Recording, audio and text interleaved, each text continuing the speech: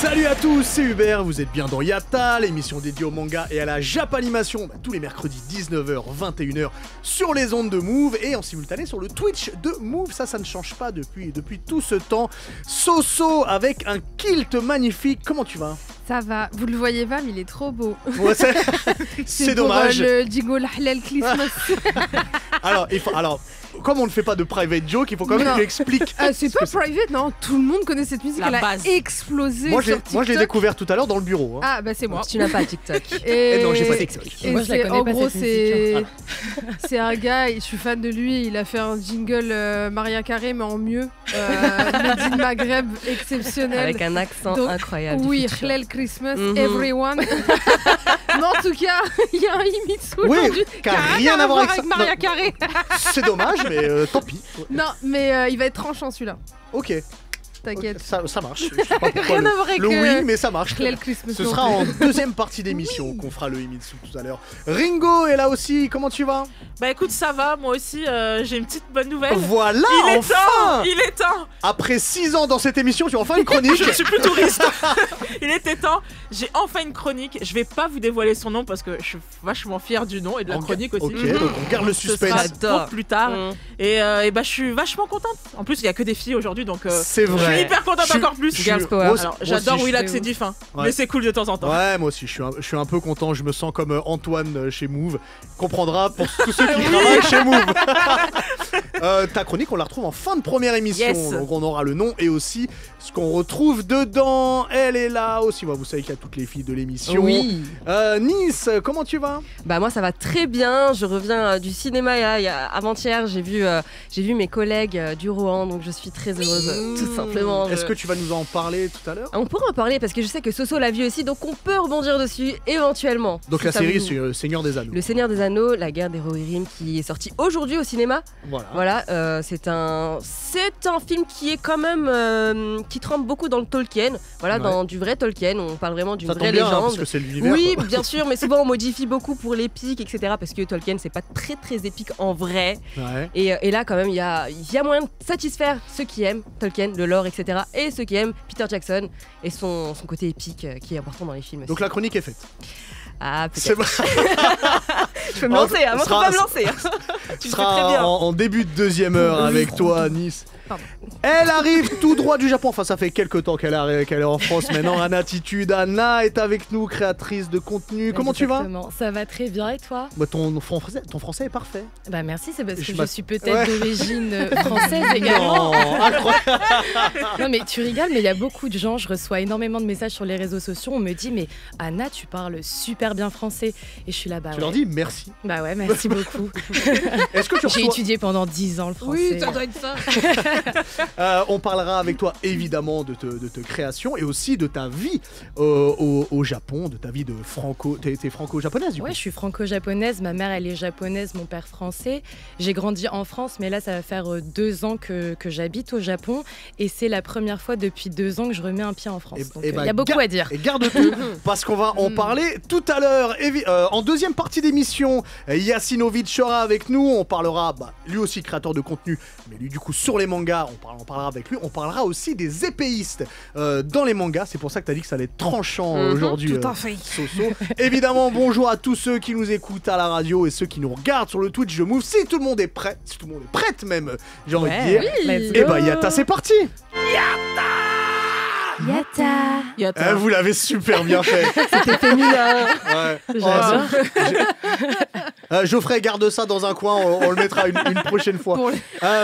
Du coup, Anna, avant qu'on commence ton interview, on commence toujours l'émission par le hype ou pas hype. C'est quelques news qui sont tombées dans la semaine. Okay. Et on va voir ensemble si ça nous hype ou si ça nous hype pas.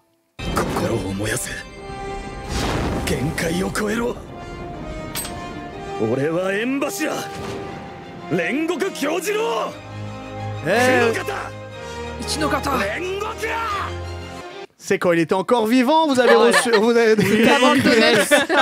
Avant de finir en bégueule. Rengoku, donc dans le manga Demon Slayer, puisqu'on a eu un nouveau teaser, un premier teaser même. Non, un nouveau teaser, il y en avait eu un avant. Sur le premier film de la trilogie Demon Slayer, La Forteresse de l'Infini, donc qui va terminer l'animé Demon Slayer. On y voit les piliers arriver sur Muzan, mais on n'a pas Muzan comme ça, le grand méchant de l'histoire, donc ils vont tomber dans la forteresse de Muzan. Exactement. Il va y avoir tout plein de combats. C'est un peu Marineford pour terminer le manga. C'est pour 2025. On n'a pas encore la date exacte. Anna, je sais que t'es pas forcément une grande fan de manga, mais du coup j'ai 2 petites questions. Est-ce que 1, t'as entendu parler de Demon Slayer? Est-ce que 2, si t'as vu le teaser, est-ce que ça t'a donné quand même envie d'aller voir le film? Alors, je te reprends, je suis pas une grande fan de manga, c'est juste que je suis pas à jour. Et alors, évidemment que je connais Demon Slayer. Les Japonais, voyons. Voilà. Oui, non, mais j'ai pas vu par contre le dernier teaser, non. Ah bah écoute, il est vachement bien. Et bah super. Mais toi, t'as connu l'effervescence des Demon Slayer au Japon? Ouais, évidemment. Bah, le train de l'infini. Même encore aujourd'hui, c'est hyper hype. Tu vas partout, t'as des expos, tous les 2 mois Demon Slayer, etc.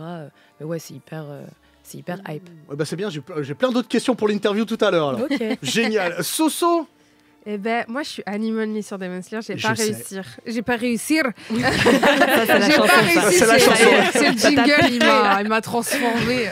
Non, j'ai pas réussi à lire le manga, mais je pense que je vais quand même réessayer parce que moi, j'aime beaucoup l'univers. Même si je sais que ça casse pas 3 pattes à un canard, c'est pas révolutionnaire, c'est juste bien. C'est entertainant et c'est bien fait. C'est très bien fait. T'as ouais. pas besoin de toujours être ultra original, mais sûr. c'est très bien.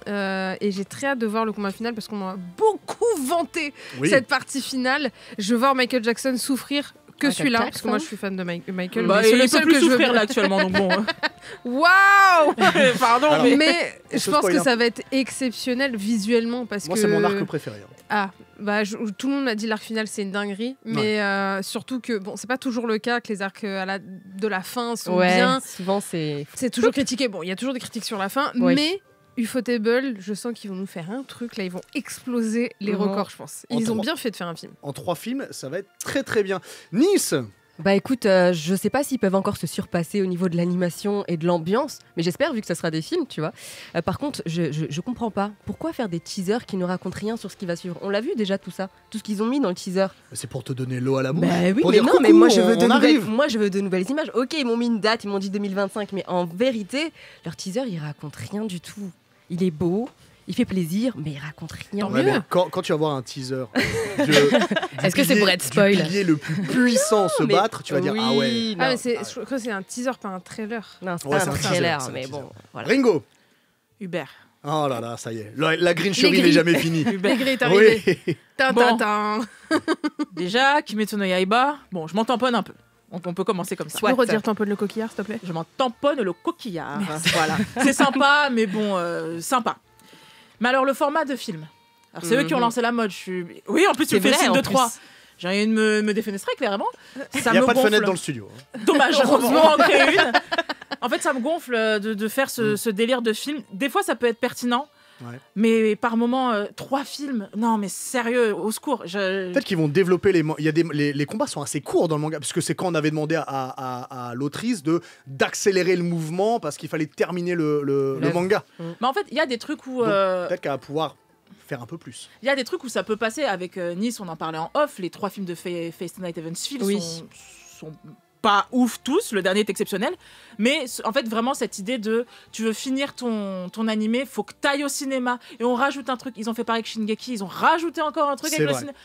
Au bout d'un moment, laissez-nous avec des épisodes classiques et tout. Peut-être ça va être découpé aussi après en épisode. Ça se trouve l'année prochaine, je retourne ma Gigavest réversible et c'était vraiment incroyable, etc.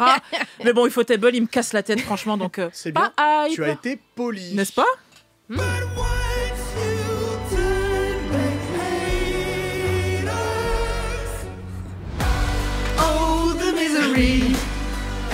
Vaille, ma femme.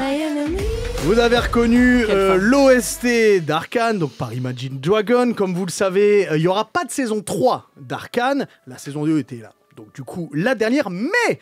Parce qu'il y a un mec, Christian Linke, donc co-créateur de la série, a annoncé vouloir faire des spin-offs sur certains personnages, dont la conseillère Mel Medarda. Donc du coup, moi, ce que j'aimerais savoir avec vous, c'est pas forcément si les spin-offs vous hype, c'est surtout, s'il y a spin-off, quel est le personnage que vous aimeriez voir en spin-off ? C'est très important. Et je vais commencer avec toi, ma chère Nice. Avec moi, bah écoute, moi j'ai pas encore entamé la saison 2, hein, donc ne spoilez pas les gars. Mais pour moi, ça serait Silco. D'accord. Parce que je pense que les antagonistes sont toujours plus intéressants dans un spin-off. Parce qu'on sait que ils ne naissent. Personne n'est méchant, tu vois. On le devient. Si, Freezer. Ouais. Bon, c'est encore autre chose. Vas-y. C'est autre chose. Mais du coup, j'aimerais savoir ce qui lui est arrivé, ce qui s'est passé dans sa vie, qu'est-ce qui a fait qu'il est devenu ce qu'il est, quoi. Pourquoi, quand il a adopté Jinx, il a fait devenir comme ça, machin. Voilà, tout ça. Okay. Tout ce parcours-là. Ok.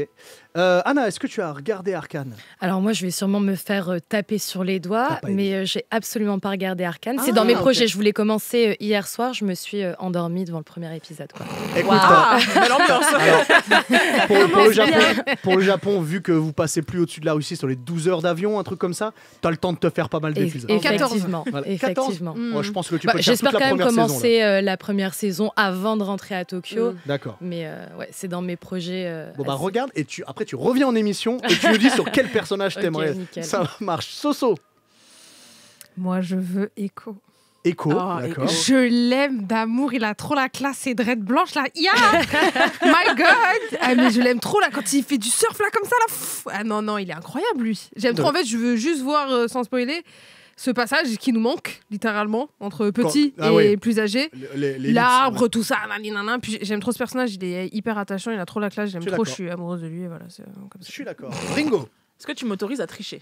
Non. Non, parce que malheureusement, alors il y en a un où tu peux développer un petit peu et l'autre non. Il est dur.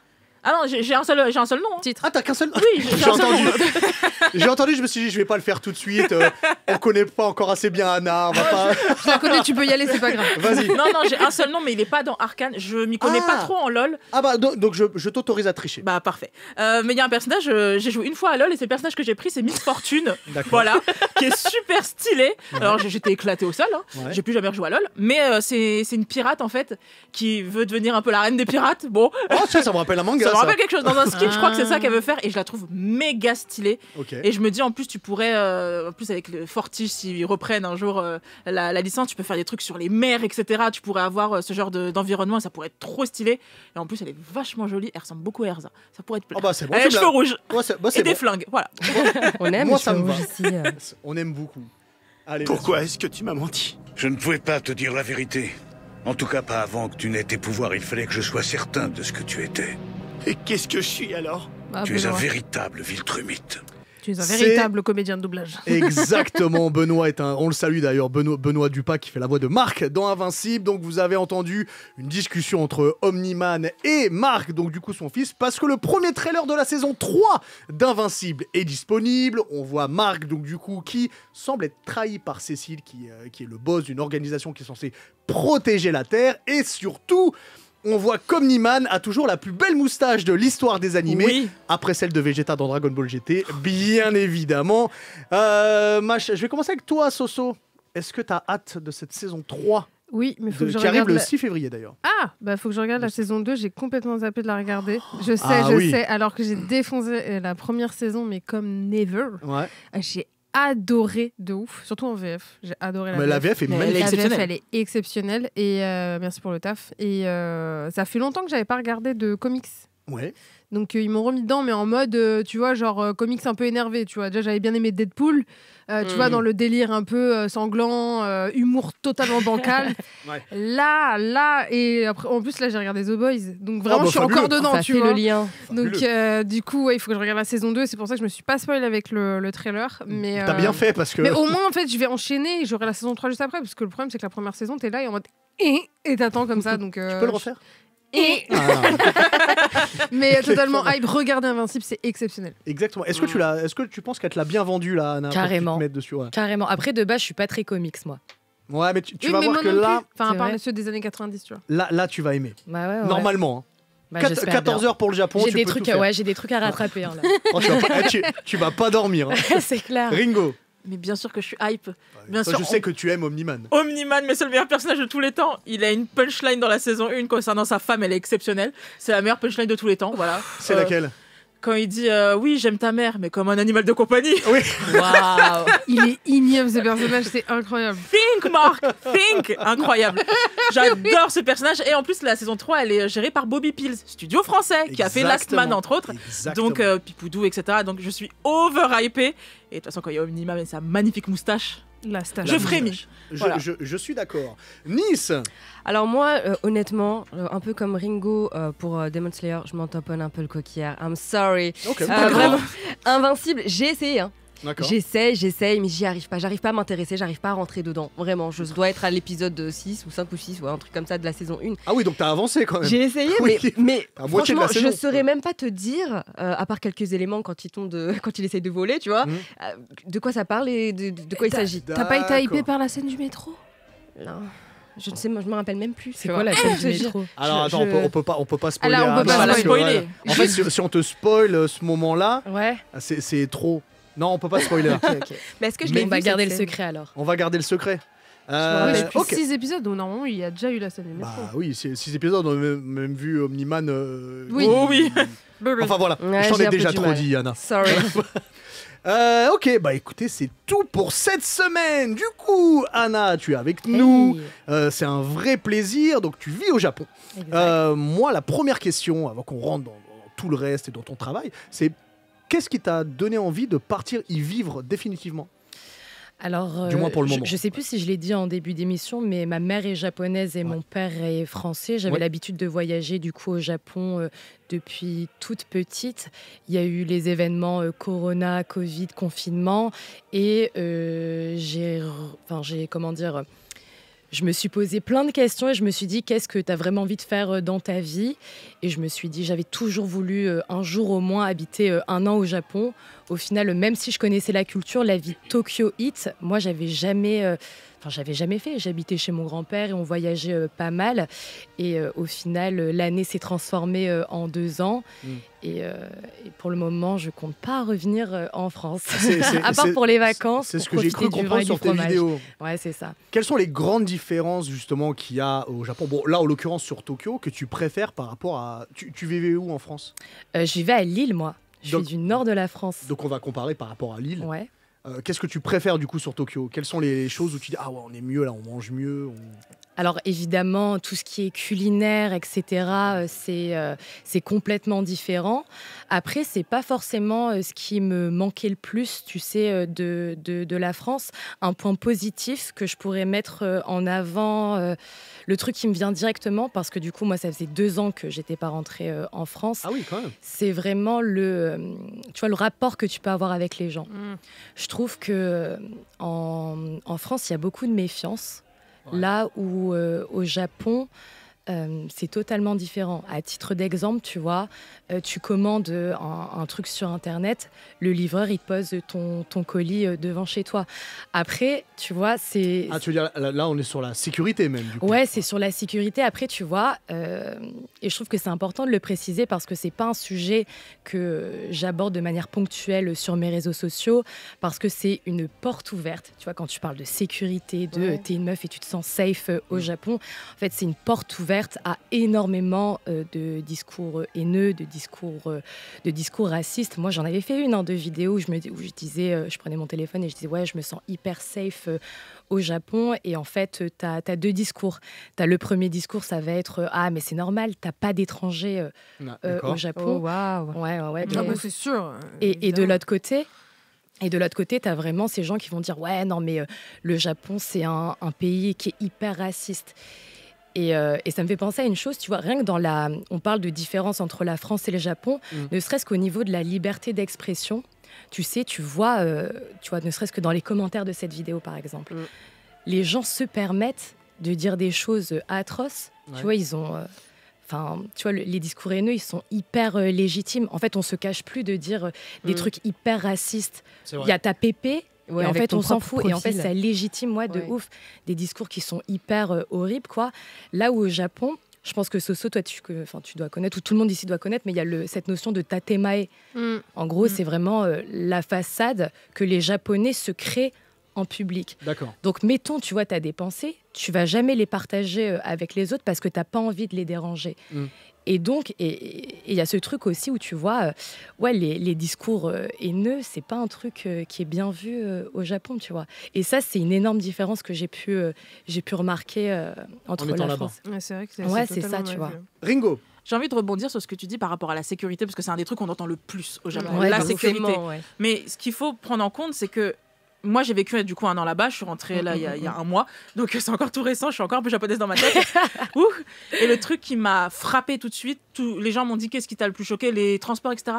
Non, en fait, c'est vraiment le fait que pendant 1 an, l'espèce de poids lourd que j'avais sur les épaules en tant que femme, je l'avais complètement retiré. Et quand je suis revenue, en fait, je me suis rendu compte que j'avais ce poids lourd en tant que femme. Parce que depuis qu'on est toute gamine, hein, on nous dit faites attention, quand ne parlez pas à ceci, parce que faites attention. Alors qu'un homme, on va moins lui dire forcément, parce que le danger est moindre. Et en fait, quand je suis arrivée au Japon pendant ces 1 an, jamais j'ai dû faire cette espèce d'attention H24. Bien sûr, quand j'entrais seule, il y avait un petit bruit, je me disais, oh purée. Tu vois, je me retournais. Mais je veux dire, il n'y avait pas ce côté-là. Et quand je suis rentrée en France, j'ai senti que mes épaules étaient extrêmement lourdes parce que pendant 1 an, en fait, j'avais plus cette espèce de truc-là. Charge mentale. Et en fait, au-delà de la sécurité, oui, ton téléphone, on ne va pas te le voler. En tant que femme, c'est vraiment ça aussi, c'est la charge mentale, ce que tu viens de dire exactement. La charge mentale, je l'ai retirée par rapport à ça.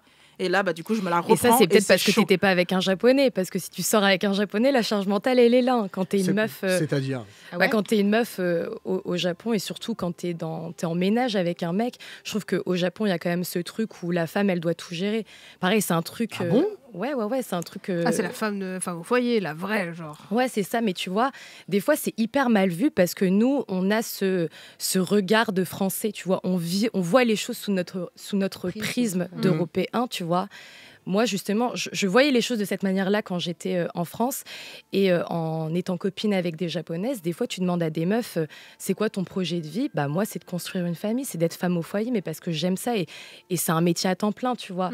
Et c'est un métier, merci. Oui. Ouais, tu vois. Mais ici, c'est hyper dénigré. Hein. La femme au foyer, ça veut dire que tu n'as pas réussi ta vie, tu n'as aucun objectif de carrière. Tu n'es pas une femme indépendante, etc. Alors que c'est un choix en soi. Mais c'est notre vision très... nous, on a la bonne vision, on est français, on a la bonne vision, alors que littéralement, on n'est pas du tout le droit du pays des femmes. Enfin, on vient d'avoir...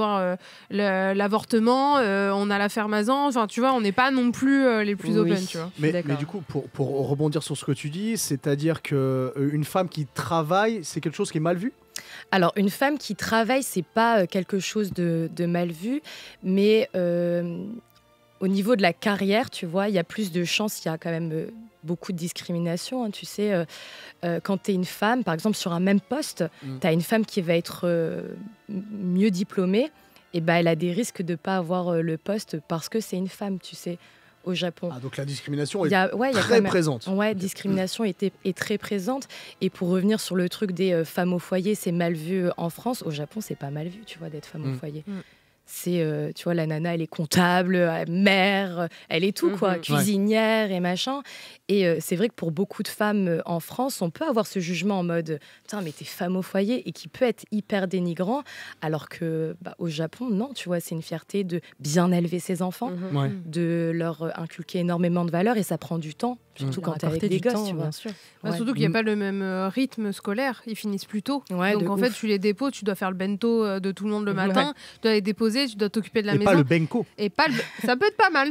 Ça, c'est avant le bento. C'est ce qui m'a déçu. C'est le truc qui m'a déçu à Tokyo, mais bon, ça c'est encore autre chose. Mais tu vois, genre, les cours, je crois que ça finit à 15h ou un truc comme ça, et il faut qu'ils viennent le chercher, et les activités. Mais tu parles des bento, etc. Mais tu sais, les mères qui ont des enfants à l'école, elles ont une checklist de trucs à remplir. Il y a même les mamans, elles doivent, tu sais, une fois, peut-être ou 2 fois par an, donner cours aux élèves, tu vois. Mais ce qui est intéressant, c'est que tu pars du principe, du coup, que la mère est disponible parce qu'elle ne travaille pas.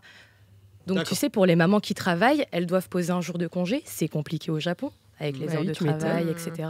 Ne serait-ce que les congés de base, et même les congés, le fait d'additionner ces congés aussi, de ce que j'ai compris.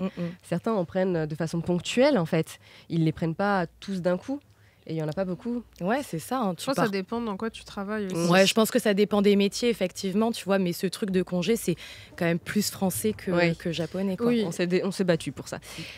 On peut dire que c'est une société qui vit encore avec des mœurs traditionnelles. Je pense que toutes les sociétés, aujourd'hui, même européennes, ont eu cette période-là. On a certes un peu changé, nous. Mais... en tant qu'un peu étrangère, parce que même si tu es à moitié japonaise dans tes origines, on te considère peut-être encore comme une étrangère à moitié. Est-ce que le fait de te voir aussi indépendante et de ne pas mener cette vie tracée de japonaise traditionnelle, je me répète un peu, il pose un regard un peu bizarre sur toi, que tu es un peu jugée? Alors moi, je dis souvent que j'ai tous les bons côtés du Japon parce que du coup, j'ai pas grandi là-bas. Donc tout ce qui est pression sociale, regard de l'autre, moi, je m'en carre. Enfin, je m'en fiche. Après, ce qui va être plus compliqué, c'est plus en amour ou avec les mecs, tu vois. Okay. Où je fais pas mal peur aux Japonais parce que du coup, je suis une nana, je suis indépendante. Et c'est vrai que ça peut soit rebuter les mecs, où ils vont se dire, tu sais, il y aura un peu ce truc de compétition qui a les plus grosses, voilà. Et sinon, tout simplement, les mecs, ils osent pas venir me voir, quoi. Bah, justement, tu fais bien d'aborder ça, les grandes différences qu'il peut y avoir entre la séduction au Japon et la séduction en France. Ah, mais rien à voir. Je te dire les points... je pense que tu connais beaucoup mieux que moi, vu que moi, j'y vis pas. Tu sais que tu peux louer une copine ou un copain au Japon. Ouais, mais ça se fait pas de ouf. C'est plus des trucs en mode pour les touristes ou entertainment. C'est des concepts de vidéos YouTube maintenant. Ouais. Mais tu vois un peu, tu sais, les petites mœurs, les petits trucs, les petites attentions, mais en plus, ça fait très animé, tu sais, cliché, Girlfriend ou tout comme ça. Après, tu vois un truc que, pour rebondir sur ce que tu as dit, moi, je dirais la plus grande différence entre la séduction en France et au Japon, c'est que les Japonais se mettent en couple très rapidement. Ouais. En fait, tu as ce que tu appelles le kokuhaku, donc c'est la déclaration. En fait, c'est un truc qui est assez archaïque. Tous les Japonais vont dire non, mais c'est un truc que les jeunes ils font. Tu vois, quand tu regardes les mangas, enfin les animés, etc. Et au final, ça se fait quand même encore. Au bout du 3e date, en fait, le mec il doit déclarer sa flamme à la nana. S'il le fait pas, en gros, ça montre un petit peu son non-sérieux, son désintérêt. Et en fait, ça veut dire quand même qu'au bout du 3e date, tu sors avec la personne. Donc tu sors avec quelqu'un que tu ne connais pas. Tu dis je t'aime à quelqu'un que tu ne connais pas. Ah oui, d'accord. Il n'y a pas de situationships. Non. Il est obligé de dire skidayo, genre. Ouais, c'est ça. C'est pas vrai. Ouais, si. Il est obligé de dire je t'aime. Skate kodasai et en mode. Ouais, ok. Et en mais il est pas obligé de lui dire je t'aime quand même. Genre, ouais, mais c'est une forme de je t'aime, tu vois. C'est une forme de je t'aime, tu vois. Ouais. Et en vrai, tu me diras, moi, au bout de 3 dates, si ça n'a pas avancé, casse-toi. Non, mais après, il y a quand même une différence entre vous êtes vus 3 fois, vous vous embrassez, et vous êtes vus 3 fois. Et vous sortez ensemble. Tu vois. Oui. C'est ça. Ah, moi, bisous, ça se finit, hein, on est ensemble. Non, mais ça, oui, d'accord. Mais là, on est en train de parler de. Et il n'y a pas de bisous avant. En fait, c'est obligatoire. Ouais, c'est ça. En fait, il y a aussi ce truc de déclaration pour. Après, c'est quand même plus chez les jeunes, tu vois, mais c'est OK, on a fait la déclaration, maintenant on peut se toucher, maintenant on peut s'embrasser, maintenant on peut tout ça. Évidemment, avec l'âge, je pense que les Japonais de 50 ans, après, les Japonais 50 ans, en général, Japonaises aussi, hein. Non, s'ils n'ont pas l'amour, ils ne cherchent plus. Tu vois. D'accord. Ouais, c'est passé une certaine période, t'es plus sur le marché. T'es plus sur le marché et je pense que cette pression, elle est plus incombée aux femmes aussi. Il y a, tu vois, par exemple, il y a des termes. Alors ça vient de l'anglais, mais c'est un peu transformé en japonais-anglais. Mais on appelle ça les arasa. Donc c'est autour de 30 ans. Et en fait, à partir d'une nana qui passe les 30 ans, on dit qu'elle est périmée sur le marché japonais, quoi. Ah ouais, c'est dur. Ah ouais, mais et moi je le ressens au Japon. Hein. Moi je le ressens. Mada, t'es bientôt passée. Non, j'ai 27 ans, mais je me suis jamais posé la question de est-ce que je suis périmée ou pas. Mais comme autour de moi... C'est ouf de se poser cette question. C'est super grave. C'est méga grave. Bah oui. Et cette pression qui est encore une fois incombée aux femmes, c'est un truc de fou. Tout ce qui est autour de la beauté, de toute façon, de l'âge, de machin. Je pense qu'il y a quand même pas mal de pression pour les Japonais. C'est pour ça que les personnages comme Tsunade et Seiko dans Dandadan, c'est bien parce qu'elles sont vieilles et elles sont belles. Nice. On a un petit commentaire de Sadil 31 qui nous dit selon Tev, il y a aussi justement une pression supplémentaire des mères si leur enfant crie dans la rue. C'est qu'on est une mauvaise mère. Pardon, il y avait le correcteur. C'est qu'on est une mauvaise mère apparemment. Est-ce qu'il y a des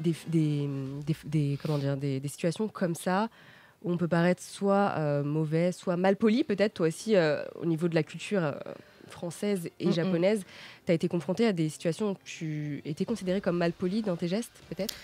Alors tu vois, il y aura toujours ce truc de comme tu es étranger, et tu peux pas tout comprendre. D'accord. Donc moi je trouve quand même que déjà les Japonais sont plus durs entre Japonais, tu vois, là où les gens vont être 10 fois plus indulgents avec les personnes qui n'ont pas grandi ici, ou tu vois, les touristes, etc. Après, les touristes qui foutent le bordel, on peut en parler également, tu vois. Mais je trouve que, tu vois, par exemple, l'exemple, c'était un enfant pleure dans la rue. Est-ce que les gens le regardent mal? Tu vois, moi, j'ai parlé avec des mamans étrangères qui élèvent leurs enfants au Japon et qui sont revenus en France, par exemple, pour les vacances. Et moi, on m'a toujours dit, donc moi je peux pas savoir parce que je n'ai pas d'enfants, mais que justement il y a ce truc de t'es maman au Japon, donc on te respecte. Si on fait beaucoup attention aux enfants. Moi par exemple je suis déjà allée au Donki, donc c'est un hyper grand magasin où par exemple tu as des cadeaux qui sont vraiment gardés pour les enfants qui passent, tu vois. Et donc les caissiers donnent des petits cadeaux aux enfants. Tu vois, il y a une attention quand même qui est portée particulièrement aux gosses. Là où en France, je trouve ton enfant, il pleure. Bah, moi, j'ai déjà vu, j'étais dans le métro, dans la rue, les gens, ils sont en mode pourquoi il pleure comme ça? Ou dans l'avion, tu vois, dans l'avion. Mais dans l'avion, c'est relou. Ringo. Moi, je voulais revenir justement sur la question des couples, etc. Parce que pour avoir fréquenté pas mal de couples, de Japonais, ensemble, tous ensemble, voilà. On connaît ta vie, Ringo. Elle n'était pas là pendant un an, elle était en troupeau. Qu'est-ce que vous croyez? J'ai fait mon trou. Titre.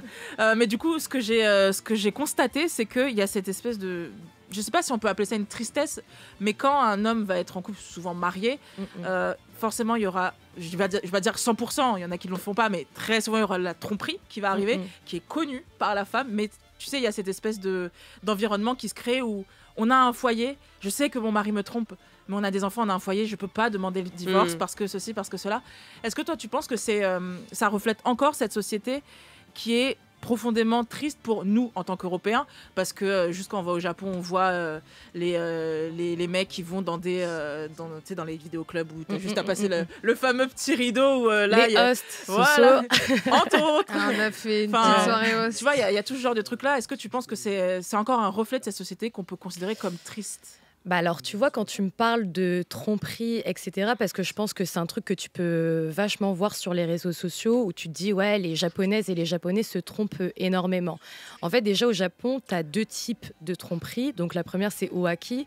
C'est vraiment, tu te trompes parce que tu t'es engagé hyper rapidement, tu vois, et donc, bon, bah, c'est considéré comme pas très grave parce qu'en fait on se connaît pas, ça fait 3 semaines qu'on est ensemble, finalement j'ai plus trop envie d'être avec toi, je vais voir ailleurs. Et après tu as la tromperie après le mariage où tu vois il y a plein de clichés aussi qui sont véhiculés en mode oui tu sais la femme elle va donner de l'argent de poche à l'homme pour qu'il aille la tromper et voir des travailleuses du sexe, etc. C'est archi faux. Tu peux demander à n'importe quelle femme au Japon, elle va dire mais n'importe quoi. J'ai jamais entendu ça. Ah ouais, vous avez jamais entendu? Enfin, j'ai jamais eu une japonaise qui m'a dit ça en tout cas. Ouais, mais moi j'ai vu ça à mort sur les réseaux sociaux. La désinformation en mode les clichés et tout. Ouais, c'est ça, tu vois, en mode les nanas elles donnent de l'argent à leur mari pour les tromper.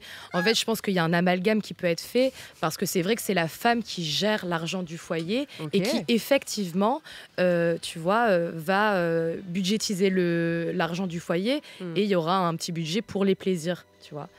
Et c'est juste en mode comme ça qu'elle s'organise parce qu'elle gère les thunes de toute la maison. Mais sinon, ça ne veut pas dire je vais te tromper, voilà. Ça veut pas dire je vais te tromper. Tu donnes de l'argent de poche pour ça, ouais. Ouais. J'ai envie de changer un peu de sujet. Vas-y. Tromper. T'as pas manqué le fromage. Les tromperies, c'est sympa et tout. Mais justement, j'aimerais qu'on parle un peu de bouffe. Ok. Ce que je viens de lui dire, ça t'a pas manqué le fromage et tu dis ça, mais c'est incroyable. Mais c'est fou ça. Ah si, ça m'a manqué de ouf, j'avais pas compris. Fromage. Ben justement, j'allais dire, qu'est-ce qui te manque le plus de France et surtout, est-ce que tu manges mieux maintenant que t'es au Japon? En plus, Tokyo, c'est une ville, c'est la seule ville que j'ai faite au Japon, mais il y a des restaurants partout. Ah oui. Donc culinairement, comment ça se passe pour toi? Et bah culinairement, au Japon, ça se passe très bien. En France, tu vois, justement, moi, je m'étais préparée psychologiquement à me péter le bide, etc. Et bizarrement, je trouve que c'est 10 fois plus galère de bien manger. Ah ouais, tellement en France, d'accord, elle a trop raison. Je suis d'accord. Laissez-la terminer. Au Japon, tu vois. Tu vois, par exemple, tu prends des snacks au Japon ou du fast-food ou des trucs hyper rapides, tu manges bon, pas cher et pas gras. Tu peux aller dans des trucs gras, tu vois, mais tu as le choix. Et en fait, tu peux manger, par contre, c'est ça un petit peu le piège, c'est que tu peux manger toutes les 2 secondes. Tu as des trucs je trouve qu'en France, du coup, t'es en mode le resto, bof. Tu vois, et si tu veux manger, tu mets un PEL. Moi, je suis arrivée à Paris, j'ai fait un resto avec des copains à moi, j'en ai eu pour 100 balles, quoi. Bah oui. Alors écoute, ça m'étonne pas. Après, je vais te donner l'adresse d'un resto. Allez, vas-y. Je sais, spoiler alert, c'est un kebab. Parce que Pizza à l'ananas. Manger, c'est très important. Bah, à qui le dis-tu? Non, vraiment, je vais te passer un resto aveyronnais qui est près d'Oberkampf. Écoute, tu vas te régaler parce que les plats sont énormes. Entrée, plat, dessert, et c'est pas cher. Je te le donne après. Vas-y. Je peux te le dire là, ça s'appelle Les Fabricants. Je te donne après l'adresse. Vas-y avant de partir, où tu puisses te dire, ok, je reviendrai pour retourner dans ce restaurant-là. C'est important. Soso. Oui, c'est vrai. Oui. En même temps, il n'y a que des hauts. C'est Satania et Démonio, ensemble. Mais non, je suis totalement dire Diabolo et Satanas, mais après, c'est quoi tu veux. Mais tu vois, genre, je suis totalement d'accord avec toi parce que c'est vrai que quand je vais au Japon, je mange 100 fois mieux. Déjà, part du principe qu'en France, on n'a pas les combini. Ah ouais, en fait, ça a dû arriver. Nous, le combini, donc c'est. Alors, rappelle ce que c'est. Combini, en gros, alors c'est pas juste un média. C'est une version contractée de Convenience Store.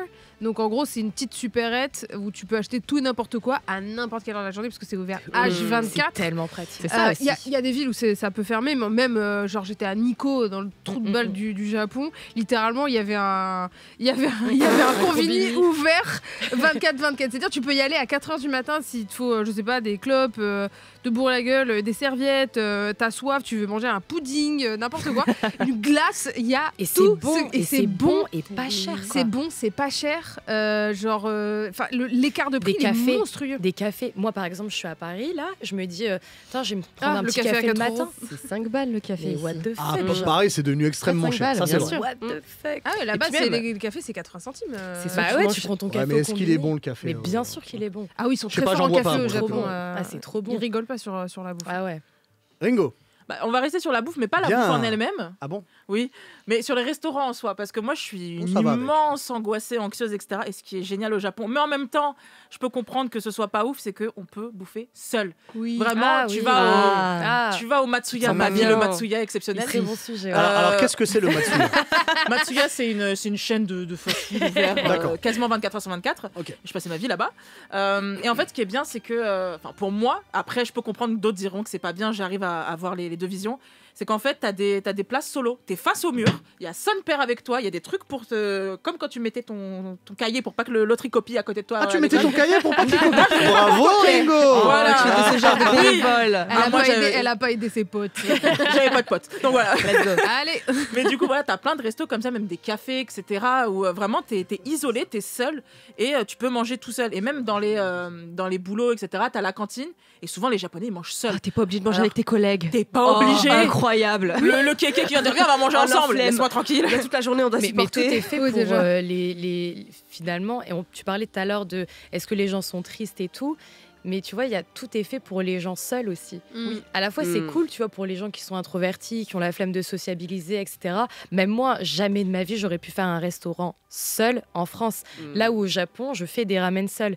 Et je suis là, je suis avec mon tel, je regarde un petit truc. Ouais. Mais c'est vrai que, ouais. Mais c'est trop bien, tout est pensé pour ça. Il y a même des salles de karaoké pour toi tout seul. Tu passes ta meilleure live tout seul. C'est triste un peu, ça. Ça, c'est voilà. Pas tout en même temps. Et ça, c'est vraiment incroyable. Après, je peux entendre que ça isole. Le Japon, c'est vraiment un pays où les gens sont très isolés aussi. Et ça, c'est très dommage. Après, tu vois, pour rebondir là-dessus, je t'ai vu Nice, pour rebondir là-dessus, c'est-à-dire que c'est pas qu'au Japon. Moi, quand je vais à New York, ça m'arrive de partir seul. Bon, j'ai des amis sur place qui travaillent, donc ils sont pas tout le temps dispo. Et à New York, et je pense que c'est comme ça dans tous les États-Unis, tu vas au resto seul et tu te mets au niveau du bar, en fait. Et c'est fait pour... Après, au Japon, je pense que c'est différent, mais tu vas et des gens viendront te parler parce que vous serez plusieurs à être seuls au bar et vous allez parler ensemble. Donc la communication est plus simple. Par contre, ce qui me... Alors, je vais pas dire que ça me désole parce que c'est la façon de vivre, mais je trouve ça dommage que tu veux rester seul et que tu restes dans ta solitude. Tu vois, je trouve dommage que on ne s'ouvre pas forcément aux autres, mais c'est la culture qui est comme ça. Donc je vais pas juger. Je pense que c'est parce que le moment de manger, des fois, tu avais envie de manger tranquille. En général, tu prends 10-15 minutes à des restaurants où en fait, tu as 15 minutes pour manger. Il n'y a pas quelqu'un qui va te virer. Mais par exemple, il y a des restos de ramen où c'est à la chaîne. En fait, tu as juste envie de manger et te barrer. Et c'est juste ça. Là où, par exemple, tu peux vraiment partir seul en soirée au Japon et te faire les potes, tu vas à Golden Guy. Littéralement, c'est des tout petits... C'est une rue. C'est un peu la rue, tu vois, genre Nicky Larson, tu vois. Genre, j'adore. C'est le quartier. c'est très à l'ancienne, ça n'a pas bougé. Et en fait, c'est plein de petits bars. Là, par contre, tu peux pas faire le ouf. Tu fais pas le barathon, sinon tu meurs. Littéralement, c'est peu des petits bars où tu peux être à 4-5 dedans. Et c'est ultra convivial, t'es serré, donc tu vas parler avec les gens. Tu vas parler avec le serveur, tu vas parler avec tous les gens qui vont rentrer dedans. Titre. mais pas mal. Mais tu vois, t'as remarqué que j'ai rien dit. Tu peux faire une tournée, genre tu vas, tu prends deux verres, tu vas dans un autre et tout machin, et tu vas rencontrer plein de gens, et c'est ultra convivial, surtout que les Japonais, à partir d'une certaine heure sous alcool, c'est des gremlins. Ils se transforment. C'est génial. C'est ce que j'allais dire, mais je sais que Nice a une question avant. Oui, donc, Nice, moi, ça concernait la solitude, parce que j'aimerais savoir si t'es devenu un peu solitaire, si la solitude t'a touché en allant vivre là-bas, parce que mine de rien, t'as débarqué là-bas seul. Exactement, et j'aimerais bien rebondir sur ce que t'as dit, Soso. En fait, t'as des endroits pour être seul et t'as des endroits pour partager des moments avec les autres. Et en fait, c'est toi qui décides de est-ce que j'ai envie de manger seul. Donc tu peux aller dans des restos où effectivement t'as des places pour une personne, mais tu as envie de partager un moment avec tes potes. Justement, tu as cette culture au Japon. Et ça, c'est un truc quand mes potes français viennent me voir, où en fait, tu prends plein de trucs et tu partages tout. Ouais. Et tu sais, il y a ce truc, mais il y a ce truc où tu vois, quand tu vois, t'es avec des touristes ou avec tes potes, où ils sont en mode, qui paye quoi ? Chacun paye son plat. Et t'es en mode, non, loulou, ça se passe pas comme ça. C'est on prend tout. Même si t'as mangé un kalagé de moins, et tu payes pareil. Et tu vois, tu payes le même prix que tout le monde. Tu vois, même si t'as pris un verre en moins, un verre en plus. Ils te disent pas, oui, on divise. Et elle dit quoi, grave. Mais frérot, tu peux même pas. Ça n'existe pas. Il n'y a pas de calculette. Quoi? Ils vont dire. Et c'est pour ça que les Français, des fois, ils sont un peu vus comme des radins. Oui. Ils sont dans le monde entier. Ouais. Genre, pareil les Japonais, parce qu'ils sont en mode, mais pourquoi vous payez que votre plat? C'est lunaire parce que tu vois, alors c'est toute la contradiction du ok, tout est fait pour les gens seuls entre guillemets, mais tout est fait aussi si tu en as envie pour du partage. Rien qu'au restaurant, quoi, dans les izakaya, les restaurants traditionnels, tu ne prends pas, c'est que des petites portions à partager, quoi. Dis-moi, Anna, avant qu'on fasse la grande première de la chronique de Ringo, elle a attendu ton arrivée, on est quand même une émission manga. Toi, en vivant principalement à Tokyo, si je ne me trompe pas, quels sont les mangas que tu vois ou les animés que tu vois vraiment émerger ou être vraiment les mangas les plus importants au Japon en ce moment? En ce moment, peut-être des affiches que tu vois partout, que ça passe à la télé. C'est tellement varié. Moi, j'allais dire Jujutsu Kaisen. J'ai plein de trucs même sur les trains, etc. Après, en nouveauté, de toute façon, dès qu'un truc sort, de toute façon, il y a une grosse promotion.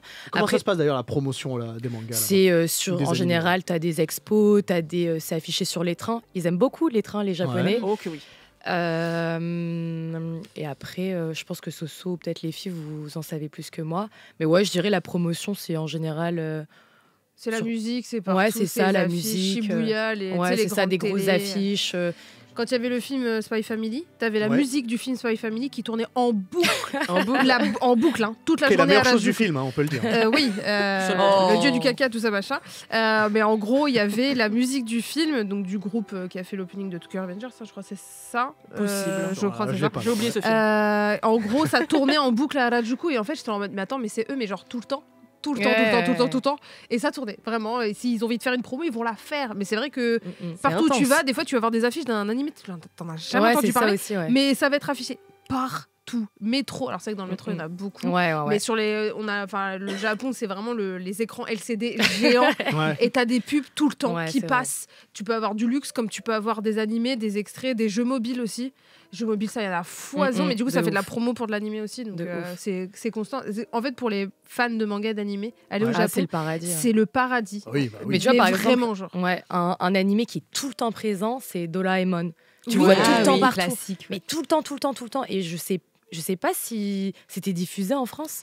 Non, en France, c'est pas très connu. Tu vois, alors qu'au Japon, t'as des trains, mais permanents, Doraemon, t'as des goodies, mais partout où tu vas, Doraemon, même dans les combini, t'as des trucs, même du make-up X Doraemon, enfin t'as plein de trucs. Les Japonais sont fans de cet anime. Ouais. Alors écoutez, je me permets de vous couper parce que là c'est l'heure d'un grand moment. C'est un moment historique. Là c'est le moment, il faut le marquer d'une pierre blanche parce que enfin Ringo a une chronique. Oui. On n'a pas encore le nom, tu vas pouvoir nous le dire et tu vas pouvoir nous expliquer ta chronique, ma chère Ringo. Et bah ma chronique c'est très simple, j'ai envie de vous éduquer un peu. Voilà. Merci. Onizuka Aseri à côté de moi. Les mains posées comme ça là. Et à chaque fois que je serai là, je vais vous parler d'une personnalité du milieu de l'animation, du manga. Donc ça peut être un doubleur, un animateur, un character designer, n'importe quoi, et revenir un peu sur sa carrière et des œuvres qu'il a faites. Okay. Parce que j'ai envie de parler de Phase Zero un moment, donc j'ai trouvé toutes les excuses pour parler de Phase Zero. On y revient toujours. Voilà, donc du coup, je vais parler de quelqu'un et j'ai du coup appelé ma chronique Qui c'est. C'est exceptionnel. Ça sonne japonais un peu. Est-ce que tu peux dire l'orthographe de Qui c'est? Alors, K-I-K-I Kiki. Ouais. Ça c'est pour dire. On l'a décidé ensemble en plus. C'est vrai, on peut le dire à tout le monde. C'est et. Voilà, tout simplement. Voilà. L'orthographe d'aujourd'hui. Et aujourd'hui, de qui qu'on va parler? Je sais pas. Qui c'est? Oh, c'est génial. C'est formidable. Est-ce que vous reconnaissez cette voix?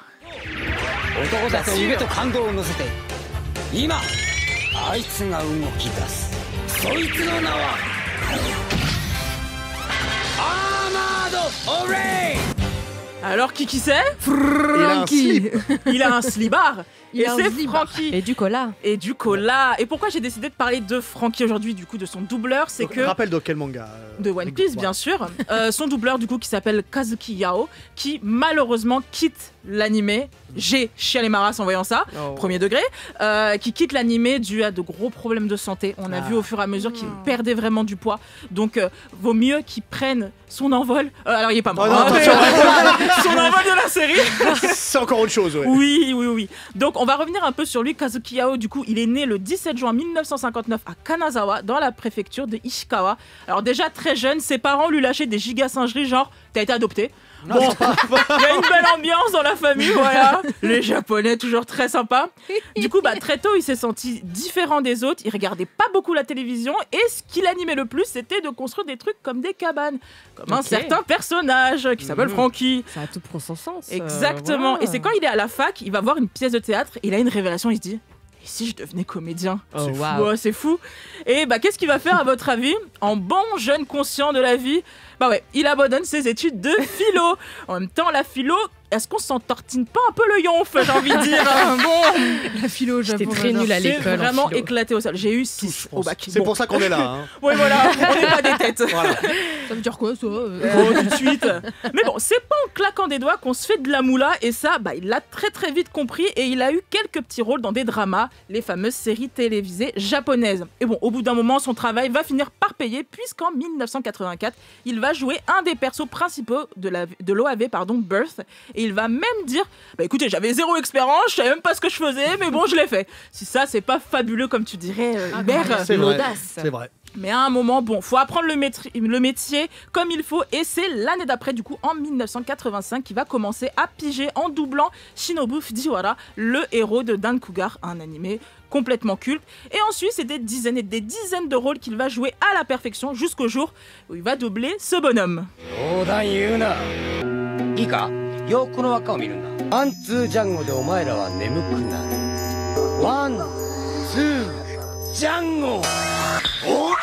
Vous l'avez reconnu, et si ce n'est pas le cas, rematez-vous l'Arc Syrup de One Piece, parce que c'est dans celui-ci qu'on retrouve Django, cette parodie génialissime de Michael Jackson. On y revient toujours. Et puis, il y a eu lui aussi.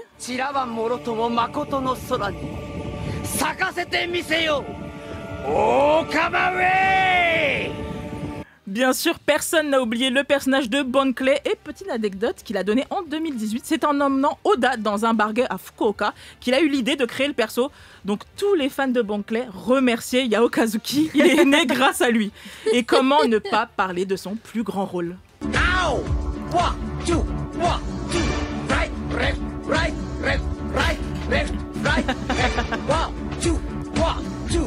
Le grand frère de l'équipage, le charpentier, le cyborg, bref Frankie quoi, il fait partie de ces personnages qui sont encore plus sublimés en animé grâce à leur timbre de voix. Qui n'a jamais essayé de faire son légendaire Super? suis à deux doigts de me mettre en slibard dans le plateau, mais bon, on va éviter. Pour que Robin les attrape. Exactement.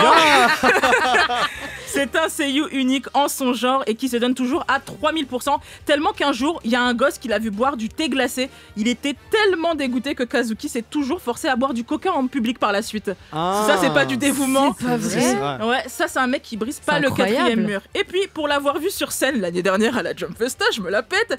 Ça se voit que c'est quelqu'un qui veut toujours faire plaisir à ses fans. Alors, pour tout ça, merci beaucoup, monsieur Yao, et reposez-vous bien maintenant, vous l'avez mérité. Merci adoré. C'est exceptionnel, n'est-ce pas? N'hésitez pas dans le chat. Sourcez-moi. Alors à la prod, on dit que c'est validé et ils ont beaucoup aimé que tu te mettes pas en slip. Je vais dans une augmentation. Le chat valide. Elle a dit saucez-moi, ne parle pas de sauce. C'est vrai, je te le laisse. Ça ira. Avant qu'on termine, moi la seule fois d'ailleurs, la première et la seule fois que je suis allé au Japon, à Tokyo, il y a un truc qui m'a choqué.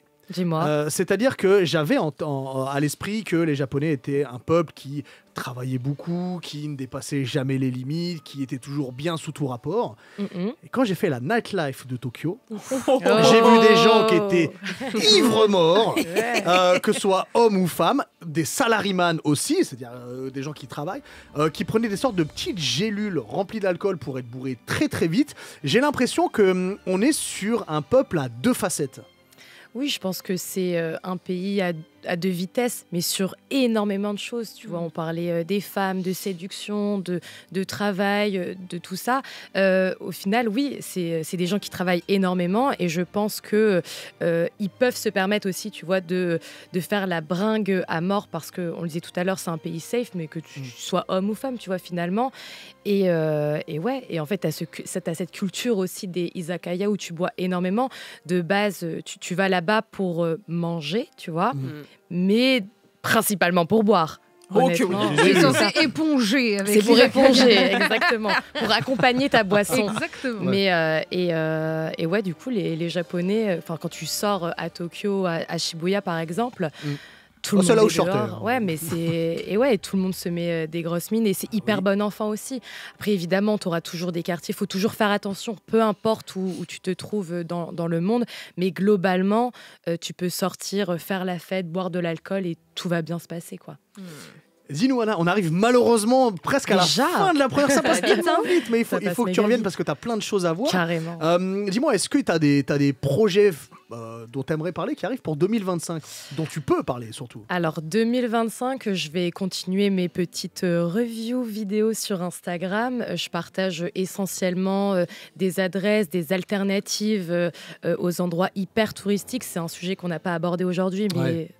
Il y a énormément de choses à dire également, mais pour un petit peu désengorger les endroits en fait qui deviennent invivables à cause de la masse touristique, à cause des gens qui arrivent depuis la réouverture des frontières. Et donc voilà, je partage énormément d'adresses, d'endroits à visiter et j'ai un petit podcast également qui s'appelle Tokyo Talk qu'on peut retrouver sur YouTube et sur Spotify. J'ai pas encore publié le podcast sur les autres plateformes et voilà sur Spotify c'est la meilleure donc c'est bon. Instagram, Anatitude, voilà, je partage. Alors attends, je vais donner l'orthographe parce que c'est attitude avec 2 U. Ouais, exactement. Voilà, les gens se trompent souvent. Rien comme tout le monde. Tu reviens ici quand tu veux. Après avoir vu Arcane, comme ça on débriefe tous ensemble. Et Invincible. Ça va te faire du boulot quand même, mais c'est un vrai plaisir et tu reviens évidemment beaucoup. Quand merci tu veux. Beaucoup pour votre accueil et l'invitation, c'était top. Un vrai plaisir. On entame la 2e heure de Yata. On aura le Himisu Soso tout à l'heure pour finir l'émission. Oui, c'est moi. C'est toi, je sais. Tu viens de faire le marathon de Paris. Ringo est toujours là. Nice est avec nous. On va te retrouver dans pas longtemps pour la manga anime actu. Et il est arrivé, Yasinovic est avec nous. Bonsoir à tous. Comment tu vas? Ça va très bien et toi? Très bien, ça va encore mieux du fait d'avoir vu ta veste qui est incroyable, ta veste en jean GTO. Merci beaucoup. La collab Célio GTO. Ouais, la collab Célio GTO. Je suis passé à côté. Sache que je suis extrêmement jaloux de ta veste.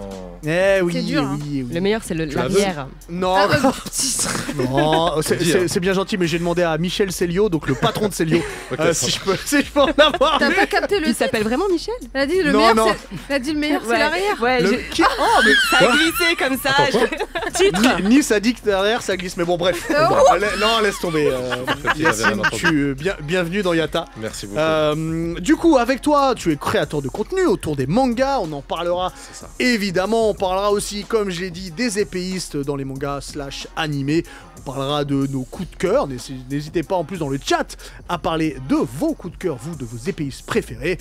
Et avant de commencer, avant tout ça, je me tourne vers toi, ma chère Nice. Oui. Qu'est-ce qu'il y a cette semaine en manga et en animé, en actu, tout ça Bien, on commence avec mon coup de cœur manga. Oui. Comme d'habitude. Imaginez-vous demain vous réveiller dans un corps de préado condamné à retourner au lycée. C'était une sortie d'automne aux éditions Crunchyroll, mais j'ai pas encore parlé. Il s'agit de Kill Blue de Tadatoshi Fujimaki qui nous raconte l'histoire de Juzo Ogami. À la base, lui, c'est un tueur à gages. Grand, blond, clope au bec, pro de la gâchette. Il consacre sa vie à la pègre et au meurtre sur contrat. Un métier rien de plus classique et lucratif. Il va se faire piquer par une guêpe, mais pas n'importe laquelle. C'est un insecte des enfers. Celle-ci est modifiée génétiquement par la main humaine, parce que parfois la main humaine se prend pour Dieu, et souvent ça rate. Résultat, non, il ne meurt pas, mais peut-être pire. Il se réveille le lendemain dans son corps d'adolescent, et là c'est la catastrophe, parce que le grand dadé meurtrier, c'est un grand dadé meurtrier, est en quelque sorte allergique à cette tranche d'âge. Voilà, les ados, on adore. Pour son taf, c'est tout bénef parce qu'apparemment ses boss ne trouvent rien de bizarre là-dedans et plutôt même ils vont s'en servir. Ils vont prétexter de l'envoyer en mission dans un lycée, dans un collège même, en infiltration. Et pour Juzo, c'est une vision cauchemardesque. Mais pour le lecteur, c'est hilarant. Mais n'oublions pas que c'est l'un des meilleurs tueurs à gages de sa génération. Donc c'est pas tout repos. Et il y a déjà 2 tomes qui sont parus en France. Il y en a 7 au Japon. Et c'est toujours en cours. Voilà, je vous le fais passer. Tiens, je te le laisse. Ouais. Alors fais gaffe parce que s'il arrive à moi, je le rends pas. Mais je sais, parce que pourquoi j'ai aimé ce tome 1 ? Parce que j'adore les tropes de tueurs en série. On voit souvent cette trope ces derniers temps avec par exemple Mariage Toxine, Kindergarten Wars ou même Sakamoto Days. Oui, évidemment, j'étais obligée Sakamoto Days. Exceptionnel. J'allais bien sûr le citer et là c'est un peu dans le même move, donc on adore. C'est à la mode, c'est cool. Et c'est très drôle, c'est très good vibes. Sauf si t'as un peu des traumas de lycéen, n'est-ce pas ? Mais le trait est vraiment très dynamique. J'aime bien comment il dessine en fait les expressions parce que ça montre un peu comment les personnages sont au bout de leur vie et c'est très drôle. Voilà, tout simplement si vous voulez passer un bon moment. C'est très page-turner. Quand je dis page-turner, ça veut dire bien, que l'anglais. Mais oui, bien sûr, mais c'est important parce qu'en fait tu tournes vraiment vite les pages, tu finis très vite. J'essaye d'évoluer. C'est une vraie expression, ça, page-turner. Oui, ok, d'accord. C'est une je l'avais expression pas. de bookish. Voilà, de meuf qui lit des bouquins. Comme je lis que Picsou Magazine, moi, ça. C'est très bien Picsou Magazine. Moi, je sais, mais ça marche pas. Moi, j'étais Mickey Magazine. Picsou. C'est bien aussi. Non, on peut aimer les deux. Bref, comme j'ai cité précédemment, si vous aimez ce type de trope, foncez pour Kill Blue, c'est vraiment un petit bonbon à lire. Voilà, tout simplement. On va continuer avec une autre œuvre. Vous avez reconnu tout de suite l'OST, bien évidemment. Naruto, exactement. Waouh. Excellent. C'est pas Bleach. Avant que cette année se termine, j'aimerais vous parler une dernière fois de Dragon Ball, bien sûr. Faut dire que cette année, on a eu pas mal de contenu autour de la licence. D'ailleurs, vous ouvrez bien vos oreilles là, s'il vous plaît, parce que ça peut être vraiment une très bonne idée que je vous pose là. C'est une idée de cadeau pour plusieurs générations. Et là, vraiment, n'hésitez pas, parce qu'il n'y a pas 1, pas 2, pas 3, mais déjà 4 tomes de sortie. Laissez-moi vous présenter l'ultime, le dictionnaire Dragon Ball. Super livre que j'ai juste là. Oui. Il est magnifique. Il est super. Je te le fais passer. Il est balèze, bien sûr. Parce qu'il n'est pas fait à moitié. Il s'agit du tome 4 qui est sorti le 4 décembre, donc il est déjà disponible actuellement. Alors ce livre, c'est quoi concrètement ? Certains l'appellent la Bible ultime de Dragon Ball. Déjà, on est sur un grand format en hardback, donc en couverture cartonnée en dur. Voilà. Et avec une jaquette, bien évidemment, j'adore la couverture de la jaquette avec tous les personnages, c'est très joli. Plus de 310 pages de contenu, dont au début un poster, et ça fait plaisir. C'est un dictionnaire centré sur les personnages, les techniques, les lieux qui couvrent un peu Dragon Ball GT, où là, on va vraiment aller dans le détail dans chacun des personnages et leurs techniques. On y trouve aussi des interviews exclusives, une chronologie précise des événements, L'univers de feu Akira Toriyama est extrêmement riche. Et là, c'est déjà le 4e dictionnaire. Je peux vous dire qu'ils ont encore des choses à dire. Toutefois, ce livre est illustré à chaque page. Et ça, c'est la moindre des politesses, bien sûr, parce qu'on parle de manga. Mais là aussi, où ils sont dans le souci du détail, c'est qu'à la fin, il y a un dictionnaire pictural où tu vois vraiment sur plusieurs années. T'as vu qu'Yacinovic le présente vachement bien. J'adore parce on dirait le téléachat. Il faut montrer les belles œuvres. Non, mais c'est bien, merci beaucoup. Si on focus la caméra sur lui, j'adore. C'est vraiment. C'est un bel ouvrage, il faut le dire. Je suis d'accord avec toi. Bref, c'est extrêmement riche comme ouvrage, comme tu disais. Le tome 4 du super dictionnaire de Dragon Ball sous le sapin, c'est peut-être le cadeau que vous pourrez cocher dans votre to-do. Surtout l'année du dragon. C'est ça. On va continuer avec les news animées avec cette extraordinaire OST Dr. Stone, parce qu'on va parler de Dr. Stone en première partie. Dr. Stone, la saison finale a été annoncée, pour ce mois de janvier. Mais elle sera divisée en 4 parties. Seigneur Jésus, Marie-Joseph. Ça fait énorme. Ça fait énorme. La première partie sera le 9 janvier sur Crunchyroll, donc ne ratez pas le rendez-vous. Ou peut-être que vous allez vouloir attendre que toutes les parties sortent pour pouvoir se faire. C'est vrai que ces derniers temps, on a tendance à faire ça. Mais bon, si vous voulez pas vous faire spoil, n'est-ce pas? Rendez-vous le 9 janvier. On continue avec The Beginning After the End. C'est tiré d'un webtoon et d'un manhwa de Turtle Me. Voilà, si vous ne connaissez pas, c'est vraiment un gros succès. C'est excellent. Ouais, je suis d'accord avec toi. Il avait été annoncé pour une adaptation animée. Et là, il faudra malheureusement attendre qu'au printemps pour pouvoir voir l'animé. Mais bon, ça va, c'est bientôt. C'est 3 mois. Ça va. C'est en avril 2025. Donc, je pense qu'on peut encore attendre. Et puis, on a beaucoup à manger, là, je pense, cet hiver, déjà. C'est clair. Alors, en animé, oui, également, de la fondue, ma foi. Vas-y, Miss. On continue avec Castlevania Nocturne, la saison 2 qui débarque enfin sur Netflix. Donc là, il faudra attendre le 16 janvier. Ça va, ça fera partie des animés de cet hiver, n'est-ce pas? Mais là où j'ai été surprise, c'est l'annonce d'un animé auquel je m'attendais absolument pas. C'est un manga qui a été qui est sorti là il y a déjà 2 ans, qui est en 2 tomes. Il s'agit des péchés originels de Takopi. Alors, c'est très triste, et l'animé donc du coup a été annoncé. C'est pas vrai. Oui, pour prochaine. Le manga, non, c'est vrai. C'est un manga qui fait pleurer dans les chaumières, mais vraiment beaucoup. Horrible. Et honnêtement, l'animé, j'espère que ce sera pareil, que voilà, on va aussi pleurer dans les chaumières. C'est très triste, c'est très dur. Ça parle de maltraitance à l'école, de bully, de maltraitance des parents, etc. De la mort. Et tout ça sous un prisme de l'enfant, tu vois, et de l'innocence. Comme ils savent faire, les Japonais, nous mélanger l'horreur et l'enfance. Oui. Donc j'ai l'impression que tu nous fais le Himitsu de tout à l'heure. Ça aurait pu. Non, ça va. En tout cas, le péché originel de Takopi va être animé. Et ça, je trouve ça extraordinaire que des petits mangas comme ça en 2 tomes, ça soit très bien. Et l'occasion d'avoir une animation. Voilà pour les news animées, les gars, de la semaine. Et la semaine prochaine, je vais vous proposer, je pense, une liste de Noël. Parce qu'à chaque fois, je vous dis petit cadeau. Mais là, une vraie bonne liste de Noël, des actualités qui est sortie là tout au long de l'année en manga. Ça peut être une bonne idée. Surtout que les éditeurs font souvent des coffrets là. Exactement, j'en vois de plus en plus parce que c'est vrai qu'au mois de décembre il n'y a pas beaucoup de sorties. Par contre il y a beaucoup de coffrets qui sont aussi très jolis, qui font beau dans la bibliothèque. Pour faire de beaux cadeaux. Exactement. Merci beaucoup ma chère Nice. Yacinovic, tu as beaucoup réagi d'ailleurs pendant la chronique de Nice. Il y a plein de mangas que tu connaissais et ou animés.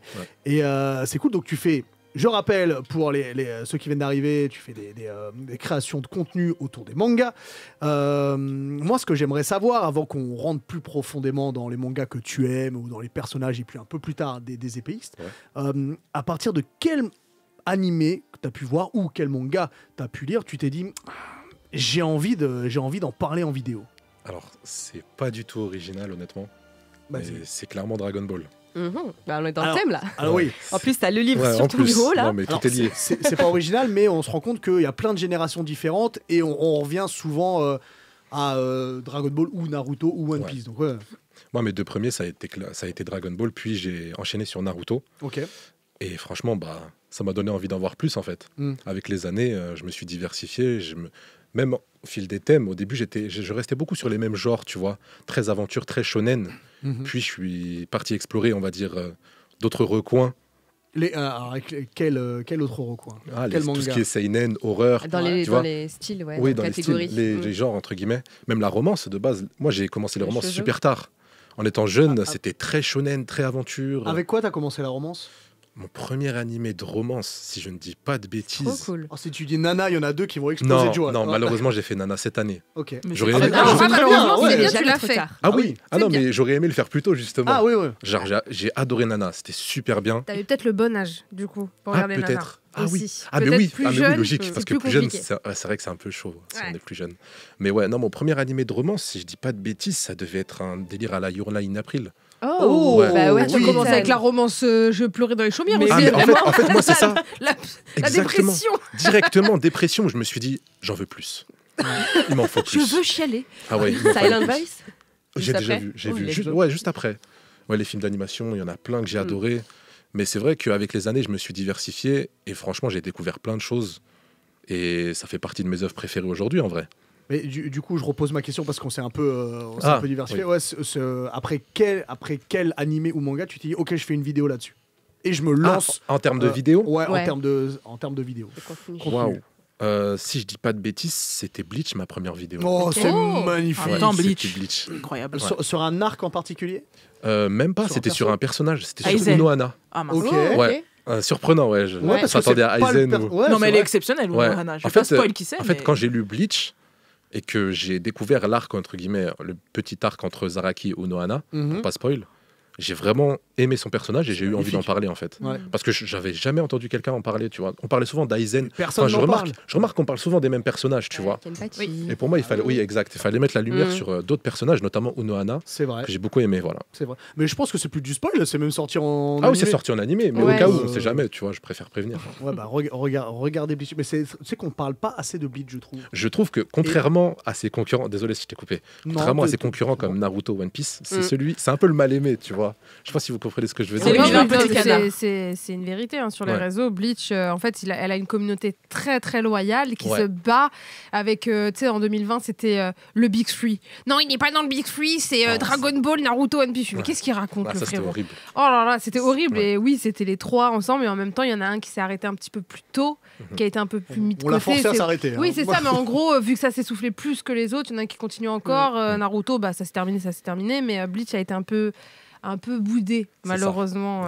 Après, tu vois, moi, je suis un peu plus vieux, donc moi, Bleach, je l'ai vécu, l'arrivée en France. Ah oui. Moi, j'ai aimé directement parce que, à l'inverse, et c'est pas une critique ce que je dis, à l'inverse du début de Naruto ou du début de Dragon Ball ou même du début de One Piece, c'est qu'on est directement sur un truc qui est vachement adulte. Oui. Tu vois. C'est très mature. Et c'est pas critiquer les autres ce que je dis, c'est que Bleach était déjà sur un truc un peu différent. Tite Kubo, il s'est dit bon bah très bien, ça marche, je vais faire un peu autre chose parce que j'arriverai pas à rattraper un Naruto ou One Piece, ce qui est normal. Et moi ça m'a beaucoup plu, tu vois. J'ai découvert en animé avec des OST magnifiques et sur le manga. Parce que l'animé a plein de défauts, mais tu vois, sur le manga, les pages et c'est beaucoup plus sanglant qu'il peut y avoir en animé. Studio Pierrot ont beaucoup édulcoré pas mal de choses. Et c'est pour ça que je suis content que tu cites Bleach. C'est pour ça que je suis content que Tite Kubo soit beaucoup investi pour l'animé qu'on a là, que les gens ne regardent peut-être pas assez. Et j'adore Bleach. Et c'est très bien que tu en aies parlé. Je suis comme toi. Mais je suis d'accord. Tu sais, moi, je suis complètement d'accord avec ce que vous dites tous les deux parce que je pense le problème de Bleach, c'est qu'il était trop en avance sur son temps. Ah, mais clairement. Trop en avance sur son temps. Maintenant, on veut des trucs un peu dark, etc. Et du coup, des œuvres comme Jujutsu Kaisen, etc. Ils ont bien compris ça. Mais à l'époque. C'est un enfant de Bleach. Bien sûr, complètement. C'est un enfant du Big Three tout court. Mais comparé à l'époque où Bleach arrive, début des années 2000, etc., quand on compare à Naruto et à One Piece, même si le début de Naruto, je le trouve vachement sombre quand même. Il est dark. Je le trouve sombre, mais il y a quand même un côté où on a des personnages très lumineux. Naruto, Luffy, ils sont hyper lumineux. Même Gon dans la même veine, ils sont très lumineux. Moi, quand je lance MCM et je vois Bleach et je vois ce mec, il en a rien à faire de la vie. On dirait il a 4 femmes au foyer à entretenir. Je comprends pas. Il est pas content. Je me dis mais frérot, qu'est-ce qui t'arrive? On n'a pas l'impression que c'est lui l'élu en fait. Ouais, voilà. Puis on a tout un arc centré sur Rukia, tu vois. C'est ça. Et on dirait il veut pas être là. Ouais. Il prend ses responsabilités, mais il veut pas être là. Et c'est ça que j'ai adoré avec Bleach, mais trop en avance sur son temps, je pense. Puisque tu parles d'Ichigo, est-ce que Ichigo, et je te pose la question en même temps, Yacine, est-ce que Ichigo c'est pas le premier entre guillemets anti-héros mainstream où il ne va pas chercher l'aventure comme Luffy va chercher l'aventure, comme Goku va chercher l'aventure. L'aventure vient à lui. Exactement. C'est-à-dire qu'il n'a pas cherché à avoir les pouvoirs de Rukia. On lui donne et dit frère, tu vas maintenant. Si on parle du Big Tree, justement, pour rebondir là-dessus, Ichigo, c'est le seul protagoniste qui subit vraiment l'histoire. Ah oui. Là où Naruto et Luffy, ils la provoquent en quelque sorte. Ils ont un but, ils ont un but, ils ont un objectif. Ichigo, c'est pas qu'il a pas de but, c'est que tout ce qui lui arrive, il le voulait pas de base. Et ça, c'est une des choses de Bleach, en fait, c'est que les conséquences des actes des autres finissent par se répercuter sur sa vie. Exactement. Et ça, c'est incroyable. Bon, après, la vie de ses parents font que... Oui, mais... Après, c'est un tismé, hein, donc... Son évolution... c'est vrai que si on parle de ses origines... Ah oui, c'est un tismé, hein. Il n'y a pas plus tismé que lui. Hein. Ouais. Je t'ai vu, Ringo, juste après. Ouais. Son évolution, tout ça, c'est justement pour le seul et unique but de sauver Rukia au début, tu vois. Il n'y a pas de ce truc de dépassement de soi pour lui-même. Et c'est ça qui fait vraiment la diff, je trouve. Ah, bien sûr. Ringo. Dans le chat, on nous dit, c'est Eden Rakuen qui nous dit, il y a aussi Yusuke de Yu Hakusho qui subit aussi bien son aventure totalement. Complètement. Et il y a un autre commentaire juste après, c'est O2, et j'ai envie qu'on lance peut-être un petit débat dessus. Il dit que Naruto, lui aussi, subit à 100% l'aventure. Je suis un peu partagé. Naruto a un but, quand même. Il veut depuis toujours devenir... Il y a un truc qu'il a subi, quand même. On laisse Yacine après toi, Soso. J'allais dire que je suis d'accord, oui et non, parce que oui, il a un but, du coup, il a provoqué certaines choses, mais c'est vrai que la majorité de ce qui lui arrive, c'est pas vraiment de la faute de Naruto. C'est les attaques ninja. Oui, c'est les attaques, et ça part aussi de Sasuke pour une grande partie de l'histoire. C'est Sasuke qui provoque ce qui arrive à Naruto. Mais pour moi, Naruto a quand même sa part dans l'histoire. En fait, je vais pas dire malheureusement ou heureusement, c'est à l'avis de chacun, mais par rapport à ce qui se fait à la fin du manga, on apprend entre guillemets que Naruto, il était destiné à vivre tout ça. Du coup, pour moi, c'était voulu depuis le départ. Puis ne serait-ce qu'il le fait qu'il est un Indo, tu vois. Oui. Soso. En fait, au final, quand tu prends Luffy, Naruto et Ichigo, les trois sont complètement différents en fait. Parce que c'est vrai qu'on met Naruto et Luffy en même temps, mais Naruto et Luffy sont complètement différents. Certes, ils ont un début presque utopique, mais Naruto s'écarte très rapidement de l'utopie, alors que Luffy est vraiment dans un même état d'esprit depuis 25 ans. Là où Naruto, là où il subit sa vie, c'est qu'il a Kyuubi. Il a rien demandé. Littéralement, il a Kyuubi qui lui fait vivre des trucs horribles, l'arc Pain. La première fois qu'il se transforme, il maîtrise sa transformation qu'à la fin du manga. Donc en fait, il se passe, on va dire 55-60 tomes jusqu'à ce que, ça y est, enfin, il puisse maîtriser le truc et qu'il fasse un check avec lui. Mais pour ce qui est de la fin, en fait, c'est juste que l'auteur a dit que c'est... Finalement, il est maître de sa vie parce que c'est son caractère qui fait qu'il en est arrivé là. Son destin, lui, il l'a modifié parce qu'il est comme ça. Sa destinée, c'était en plus un fardeau, je le répète encore une fois, mais c'était pas voulu dès le départ qu'il y arrive. La seule chose qu'il avait, c'était un fardeau qui avait de génération en génération entre Ashura, Indra et tout le tralala. Et c'est le seul fait qu'il ait pas tué Sasuke et qu'il ait une vision différente et une vie différente qui fait qu'il ait réussi à faire ça. Mais là où Ichigo est intéressant, c'est que moi, je me rappelle quand j'ai regardé Bleach quand j'étais au lycée, donc c'est que ça vous Uzumaki aussi. Tard 2008. Mais en gros, Ichigo, t'arrives, c'est pas un mec utopique. Il est pas con. Il a des amis, il a tout pour avoir une belle vie et il est charismatique. C'est pas un mec guignol ou truc comme ça. Genre Ichigo, au début j'étais en mode j'ai trouvé mon crush dès le premier épisode, c'est incroyable. Parce que dès le début il est très adulte. Il est construit dès le départ. Directement, et en plus on te met avec le piano. Ok, c'est bon, ça a de la dépression par ici. Non, il y a une ambiance musicale. Il y a une ambiance musicale de ouf. Bien sûr. Donc ça a été ça. Et est-ce que tu as un personnage préféré dans Bleach ? En vrai, c'est pas original du tout, mais c'est Ichigo. Moi, c'est pareil. C'est un personnage qui est super bien construit. En fait, il a le meilleur Bankai. On a le droit d'aimer Ichigo. On sait jamais. Il a le meilleur cri de Bankai. C'est vrai. Quand il fait Bankai. Oh là là. Ringo. Du coup, moi j'ai une question pour toi parce que j'adore Ichigo aussi. Dis-moi. Mais moi j'ai été saoulée par un truc. Est-ce que c'est ton cas aussi, même votre cas à tous? Le mec, il pète tout le monde. Au bout d'un moment, laisse un peu pour les autres. Le fait qu'il soit trop fort. C'est même pas qu'il soit trop fort, mais spoil, allons-y. Grimjoy il le pète, Aizen il le pète, Byakuya il l'a pété, Renji. Enfin, c'est bon. Au bout d'un moment, est-ce que c'est pas un peu? Au bout d'un moment, on fait. Je te laisse répondre. On souffle un peu. Moi, ça a été mon cas. T'es invité. Allez-y, la Ichigo Defense Squad. C'est que là, il a envie de YouTube. Viens, on met un téléphone. Vas-y. En fait, plus, c'est bien parce qu'on est dans les épéistes, donc très bien.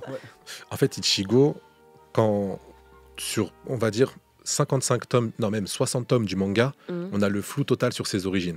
On connaît le nom de son père, le nom de sa mère, mais on ne sait pas vraiment d'où ils viennent. C'est vrai. Et en fait, On a ce doute et on sait qu'Aizen a un rôle là-dedans. Et je sais pas si je peux spoil ça, mais quand on apprend les origines d'Ichigo et comment il a survécu, comment il a vaincu, bon ça c'est dès le début, Zaraki Kenpachi quand même, dès le début de l'histoire, quand on comprend comment il l'a vaincu, pourquoi il l'a vaincu, qui était là à ce moment-là, et ben en fait tu te dis mais c'est normal qu'il ait vaincu tout le monde. Carrément, s'il aurait perdu, ça aurait été incohérent si on nous avait révélé ça plus tard. En fait, ça aurait été incohérent. Hubert va se faire un torticolis avant de balancer en mode. Oui, ça aurait été incohérent. Évidemment. Oui, parce que c'est pas du coup ce que je veux dire, parce qu'on peut en parler, c'est pas un spoil, on le sait depuis longtemps. C'est sorti en animé depuis longtemps et dans ce qui se passe en ce moment, on le sait aussi. Donc Ichigo est mi-Shinigami, mi-Quincy, donc ce sont des ennemis légendaires et tout. Donc en fait, on est sur quelqu'un qui a déjà dans son sang déjà une force. Une force plus forte que les autres, j'allais dire. Et puis surtout qui, même si il n'a jamais rien utilisé, il est prédestiné à utiliser ça. Et c'est normal qu'il maîtrise assez facilement les pouvoirs de Rukia, parce que faut pas oublier que Rukia n'est pas spécialement forte. Donc les pouvoirs qu'elle lui donne, c'est pas vraiment les siens. Voilà, c'est pas comme quand All Might il donne le One for All à Deku, qui du coup n'a rien pour le maîtriser. Là, il a un tout petit peu de pouvoir, il le maîtrise super bien. Et puis c'est par ses origines, tu vois. Bah après ça, je peux l'entendre, mais pour moi... les trucs après qui sont pas encore sortis, je sais pas, en animé, donc je dis pas. Bah là, c'est dans le dernier arc qu'on apprend qu'il est à moitié Quincy, etc. Pour moi, c'est une espèce de... C'est Kubo, il arrive et il dit bon, faut que j'explique ça, on va faire ça. Je sais pas si c'est un truc qui était réfléchi avant, je suis pas son éditeur, je peux pas savoir.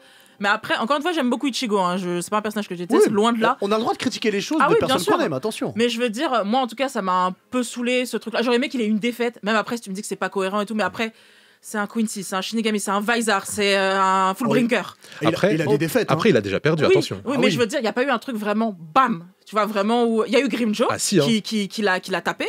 Mais je veux dire, en plus, tu cumules tout ça où, encore une fois, Shinigami, Quincy, Vizar, au bout d'un moment, il est né du. Après, il faut voir l'évolution avec son holo, il y a plein de choses. Alors, les évolutions exceptionnelles, je suis d'accord. Mais en fait, ça fait trop. Il a tout. C'est un enfant, il a la Sciences Po. C'est relou, en fait. Alors, j'ai entendu, il est né d'une paix. Hein. Fais attention. Oulala. Oh, waouh. J'ai pas entendu. Je pensais que c'était discret. Alors, juste avant de te lancer, Nice, il y a un truc où je suis d'accord avec toi, Ringo. Un seul. C'est le combat contre Aizen. Je me suis dit, mais tout ça pour ça? Comment ça? J'étais un peu déçu. Carrément, comment ça? Attends, comment ça? Mais il l'a tabassé trop facilement. Non. Trop facilement, non. Non, trop facilement, non. Vous rigolez. Attends, tu parles de sa forme. Yamamoto, il a perdu un bras. Non, mais c'est pas. Non, j'avoue. Mais il a quand même. Yamamoto, il a perdu un bras. Oui, non, mais attends, il a quand même utilisé le Mugetsu. C'est une attaque et t'as plus d'énergie après. C'est le grand méchant de l'histoire à ce moment-là. Non, mais attends, surtout que en plus, le truc, c'est que techniquement, le 1v1, Ichigo, il l'a pas gagné. Parce que Aizen, en soi, il se régénère et il est immortel. Ça veut dire son Urahara, il aurait perdu Ichigo. Peut-être, mais en tout cas, il a gagné. Oui, c'est vrai. Et c'est là où je vous dis, c'est que le mec qui est censé être le plus fort de la Soul Society, il a perdu un bras qu'il a jamais voulu remettre. Et Ichigo, moi, je trouve qu'il a gagné facilement son combat contre Aizen. Mais c'est mon avis. J'aurais aimé un vrai combat où... Tu trouves qu'il a plus galéré contre Ulquiorra, par exemple? Bah oui. En même temps, Ulquiorra l'a tapé de ouf. En même temps, Ulquiorra, mais oui. Mais tu vois, Ulquiorra, ça m'a beaucoup plu tout cet arc où Orihime elle est kidnappée et tout, parce que du coup, ça rajoute un danger dans la balance. Moi, à titre perso, si je pouvais réécrire, j'aimerais que Orihime reste avec Ulquiorra et tout, parce que je trouve que l'histoire était exceptionnelle. Ça aurait pas été possible. Bien sûr que non, ça aurait pas été possible. Mais j'aurais trouvé ça trop bien que ce soit vraiment un échec, tu vois, pour Ichigo et toute sa clique. Mais c'est vrai que Aizen, moi, je trouve pas qu'il l'a défoncé ultra facilement, même si... Effectivement, je trouve qu'il a eu plus de difficultés face à Ulquiorra et Grimjo. Oui, mais Grimjo, c'était chaud. Grimjo, c'est le meilleur. Non, Grimjo, c'était un vrai combat. Ah oui. Nice. Ouais, moi je voulais faire réagir un peu le chat, tu vois. Mais bien sûr. On a Naj4Z4 qui nous dit non, ici Team Shinji, même selon le script, il n'est pas plus fort que Ichigo. On a Kajet Liuchiwa qui dit que Bleach avec Aizen est l'un des meilleurs antagonistes que j'ai vu dans un manga. On a Iso Bankai qui nous dit le métis ultime. C'est quoi son pseudo? Iso Bankai. C'est là le meilleur des deux mondes. Bien sûr. Et on a encore Kajet Uchiwa qui nous dit le coéquipier de Ulquiorra l'avait laminé lors de leur première apparition sur Terre. Oui, Grimjo. Mais oui, il a des défaites. C'est important il faut le rappeler. Dis-moi, avant qu'on vienne aux épées, j'aimerais qu'on parle un peu de ton travail quand même, parce qu'on n'en parle pas depuis tout à l'heure, même si on pourrait faire toute une émission en parlant de Bleach. Moi, ça me plairait énormément. De même. Bon, on va parler un peu de toi, Yacine. Du coup, comment viennent tes inspirations pour tes vidéos, qui sont souvent des vidéos où tu es en voix off, beaucoup de fois. Comment est-ce que tu as trouvé cette idée? Comment ça se passe avec les éditeurs? Est-ce qu'il y a des choses que tu n'as pas le droit d'aborder? Comment est ton boulot? En fait, j'essaie le moins possible d'aborder les scans. Ça, c'est les choses. D'ailleurs, le scan, ça n'existe pas. On parle de chapitres, et on ne fait rien d'illégal. Non, les chapitres que... On pourrait mettre un bruit de police quand il y a le terrain. Les chapitres que j'aborde, c'est souvent ceux qui sortent sur Manga Plus. Très bien. Ça, c'est quand je veux parler d'actualité, du coup, souvent les chapitres sur Manga Plus. Sinon, c'est beaucoup de jutsu en plus. Ouais. Franchement, ça a été un de mes coups de cœur. Bon, on va pas parler de la fin. Quand j'étais pas à jour, je te voyais, ouf. Non, normal, tout le monde me dit ça. C'est surtout que je suis pas à jour sur la fin, donc... C'est pas vrai. Non, on va pas en parler. On va pas en parler, c'est mieux. Ok, d'accord. Oui. Du coup, sinon, il y a plein d'anecdotes. J'aime beaucoup les anecdotes sur les animés en général. Du coup, je prends du plaisir à faire des vidéos un peu storytelling. Il y a des anecdotes que tu peux nous dire, là, qui t'ont particulièrement plu? Waouh, de tête? Ouais, si tu peux. Si tu peux pas, c'est pas grave. Hein. Par exemple, la première qui me vient en tête, est-ce que vous connaissez tous un petit peu l'animé Re:Zero? Meilleur isekai de tous les temps. Ouais, voilà. En fait, cette année, ça fait plusieurs années que je le sais, mais j'avais pas approfondi le sujet. Et quand j'ai voulu parler de ça, j'ai appris qu'en fait, l'auteur a vraiment... Et comme vous le savez, pour vous remettre dans le contexte, c'est un animé où le personnage principal revient dans le temps. Du coup, il crée il crée pas des timelines, mais il essaie de réécrire son histoire pour que tout se passe le mieux possible. Ouais. On a appris qu'en fait, l'auteur, il est parti tellement loin dans le concept qu'en fonction des 7 péchés capitaux, il a créé 6 histoires alternatives à l'histoire principale. Wow. Et dans chaque histoire, le perso principal incarne un péché capitaux. Et on apprend qu'en plus de ça, l'histoire principale de l'animé, elle suit le péché capital, des péchés capitaux de l'envie. Okay. Et du coup, c'est une histoire, l'histoire principale, parmi toutes les histoires qu'il a créées, il les a vraiment toutes écrites de A à Z. Et il y a des histoires où il se passe des choses vraiment, vraiment, vraiment très graves. Donc j'invite tout le monde à aller sur ton Insta pour voir tous les... J'en ai déjà parlé, ouais. Ouais, oui, parce que c'est important, il y a plein d'autres anecdotes. Et il y a des choses que tu t'interdis de faire? Que je m'interdis de faire? Ouais. À part parler de choses le mot en S illégal, qui est horrible, on n'en parle pas. J'ai pas de choses qui me viennent en tête. Je pense parler des œuvres que je n'ai pas vues, que je ne connais pas, je ne le fais pas. C'est quoi ton rythme de découverte ou ton rythme de lecture? Rythme de lecture, ça dépend. Des fois, il y a des œuvres, quand je les lis, elles me marquent en fait. Et il me faut une petite période pour consommer une autre œuvre. Ouais. Bon, par exemple, si je lis un manga très sérieux, je vais pas pouvoir enchaîner sur un autre manga très sérieux ou un autre manga, un animé très sérieux. Faut te détendre. Ouais. Par exemple. Vas-y. Non, vas-y, termine. Okay. Non, par exemple, il y a pas longtemps, j'ai terminé Ascension. Oui, merci monsieur Sakamoto. Incroyable Ascension, Shinichi Sakamoto. Qu'est-ce qui t'a marqué? Non, oui. Je te jure, on l'a reçu. Il était assis là. Il était là. C'est une blague. Est-ce que je peux flex encore une fois? Non. Shinichi Sakamoto me suit sur mes réseaux et je suis honorée. Voilà. Est-ce que tu peux flex encore plus? Il like les photos. Il like. Il s'est mis à liker mon opus. Et moi aussi, je lui ai envoyé carrément une photo de mon chat et tout. On s'est envoyé des photos des chats. Il adore les chats. Il y en a 2 ici qui détestent les chats. Au bûcher. Eh ben, il aime bien les chats. Il aime bien le mien. Je ne rebondirai pas là-dessus. Ringo. Tu disais tout à l'heure que justement tu regardais des animés de romance, etc. Tu t'interdis rien, clairement. Ouais. Est-ce qu'il y a quand même un manga ou un animé, tu te dis j'hésite à sauter le pas, t'aimerais bien, mais il y a un truc qui te gêne? En vrai, Fruit Basket. Oh, j'allais te dire, en plus, faut regarder ça. Alors, attendez, je ne sais rien de l'animé, mais je sais juste qu'il est extrêmement bien aimé. Oui. Mais... surtout la nouvelle version. Ouais, j'ai voulu me renseigner. J'ai vu que ça se transformait en vache et tout, j'ai pas compris. Je me suis dit, attends, qu'est-ce que je vais regarder? C'est les signes zodiaques chinois, en gros. Ouais, tu vois, je savais pas, je me suis pas renseigné. Toi qui disais que t'aimais beaucoup Your Lie in April, on pleure. Alors, Fruit Basket, Soso, tu peux me suivre là-dessus. Ça pleure? Tu mets des mouchoirs à côté de toi, pas pour ce que tu penses, tu vas pleurer. Très clairement. Elle en manque pas une. Oui. Ah bah non, c'est Ringo. Jamais. Non, pour le coup, ça parle vraiment de rejets sociaux, les parents qui sont tous dégueulasses avec leurs enfants. Enfin, tu vas avoir tous les sujets là-dessus. Il y a de la romance, mais t'as vraiment de tout. Alors oui, ça se transforme en valcheux et en vache, mais bon, pour le coup, c'est vraiment un truc que tu peux pas louper. Si t'as l'occasion de lire le manga qui est meilleur, Mais bon, après, si tu préfères l'animé, la nouvelle version est ok, je trouve. Kyo est moins beau, je trouve. Mais bon, c'est ok. Oh, j'aime bien. Moi, je suis Shigure maintenant, donc bon. Oui, on a déjà nos petits crushs. Mais vraiment, Fruit Basket, et même pour ceux dans le chat, ceux qui nous écoutent, si vous avez jamais eu l'occasion, vous êtes un peu tatillon avec la romance, etc. Si t'as aimé Your Line après Salon's Voice, fonce dessus. Franchement, je vais pas hésiter. N'hésite pas à aller voir ma dernière vidéo YouTube. J'ai fait un top animé romance pour ceux qui n'aiment pas. Ah ouais. Bah moi j'aime bien. Parce qu'il y en a beaucoup en fait, qui ont du mal avec la romance, qui vont être en mode ouais mais c'est trop cucu, c'est trop fleur bleue. Tu vois, Your Line après, ça reste quand même un shonen romance où c'est pas non plus l'élément central, tu vois. Et il y en a certains, ils sont très très fleur bleue. Nous, si on aime les trucs cucu-gnangnan, c'est bien. Mais il y en a qui vont pas aimer, qui vont faire ouais c'est pas pour moi, tu vois. Et il y en a plein. Je dis ça aussi pour les gens qui sont dans le chat ou qui nous écoutent, qui sont en mode ouais moi je suis que shonen seinen, la romance c'est nul, nanana. Donc voilà, il y a plein de romances qui sont ultra intéressantes et déjà Nana, j'étais sur Nana, c'est magnifique. Enchaîne sur Paradise Oui, Kiss. on m'a dit Il faut passer à la même autrice de toute façon, donc t'es sur une valeur sûre. Nice. Alors petite parenthèse un peu différente mais qui fait plaisir, on a Kakushibo DZ qui nous dit hello, ça vous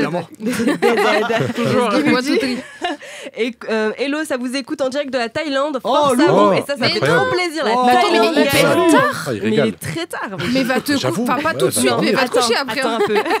C'est fabuleux, on le salue. C'est beau, incroyable. Il doit se faire des belles vacances. Il a bien raison. Vive la Thaïlande. Il a fait beau en plus. On a prévu un sujet. Okay. Ah, t'avais une question ? Ouais, moi j'avais une petite question. Une petite dernière, je voulais savoir s'il y avait un animé ou un personnage qui t'avait vraiment marqué dans ta vie, qui a eu un impact dans ta vie de tous les jours en fait et dans ta personnalité. Un personnage qui a eu un impact. Ouais. Avec ses valeurs ou en fait, j'en ai un qui vient en tête et il est dans mon dos. C'est le Great Teacher Onizuka. Est-ce que tu peux nous montrer ton dos vite fait ? Attends, je vais essayer de tourner. Alors c'est pas très radiophonique, mais si vous êtes sur... Il fait une grimace. Il a un dos. Je vais rappeler Michel Célio pour avoir la... Bon, on va se calmer. Je parlais de Onizuka. Ah oui, il a un dos. Il a dit se calmer, mais doucement en plus, j'adore. Doucement.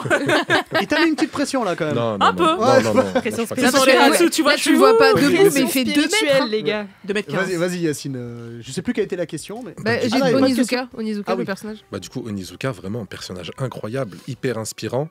Il a changé la mentalité, je pense, de chaque personne qui a regardé Great Teacher Onizuka.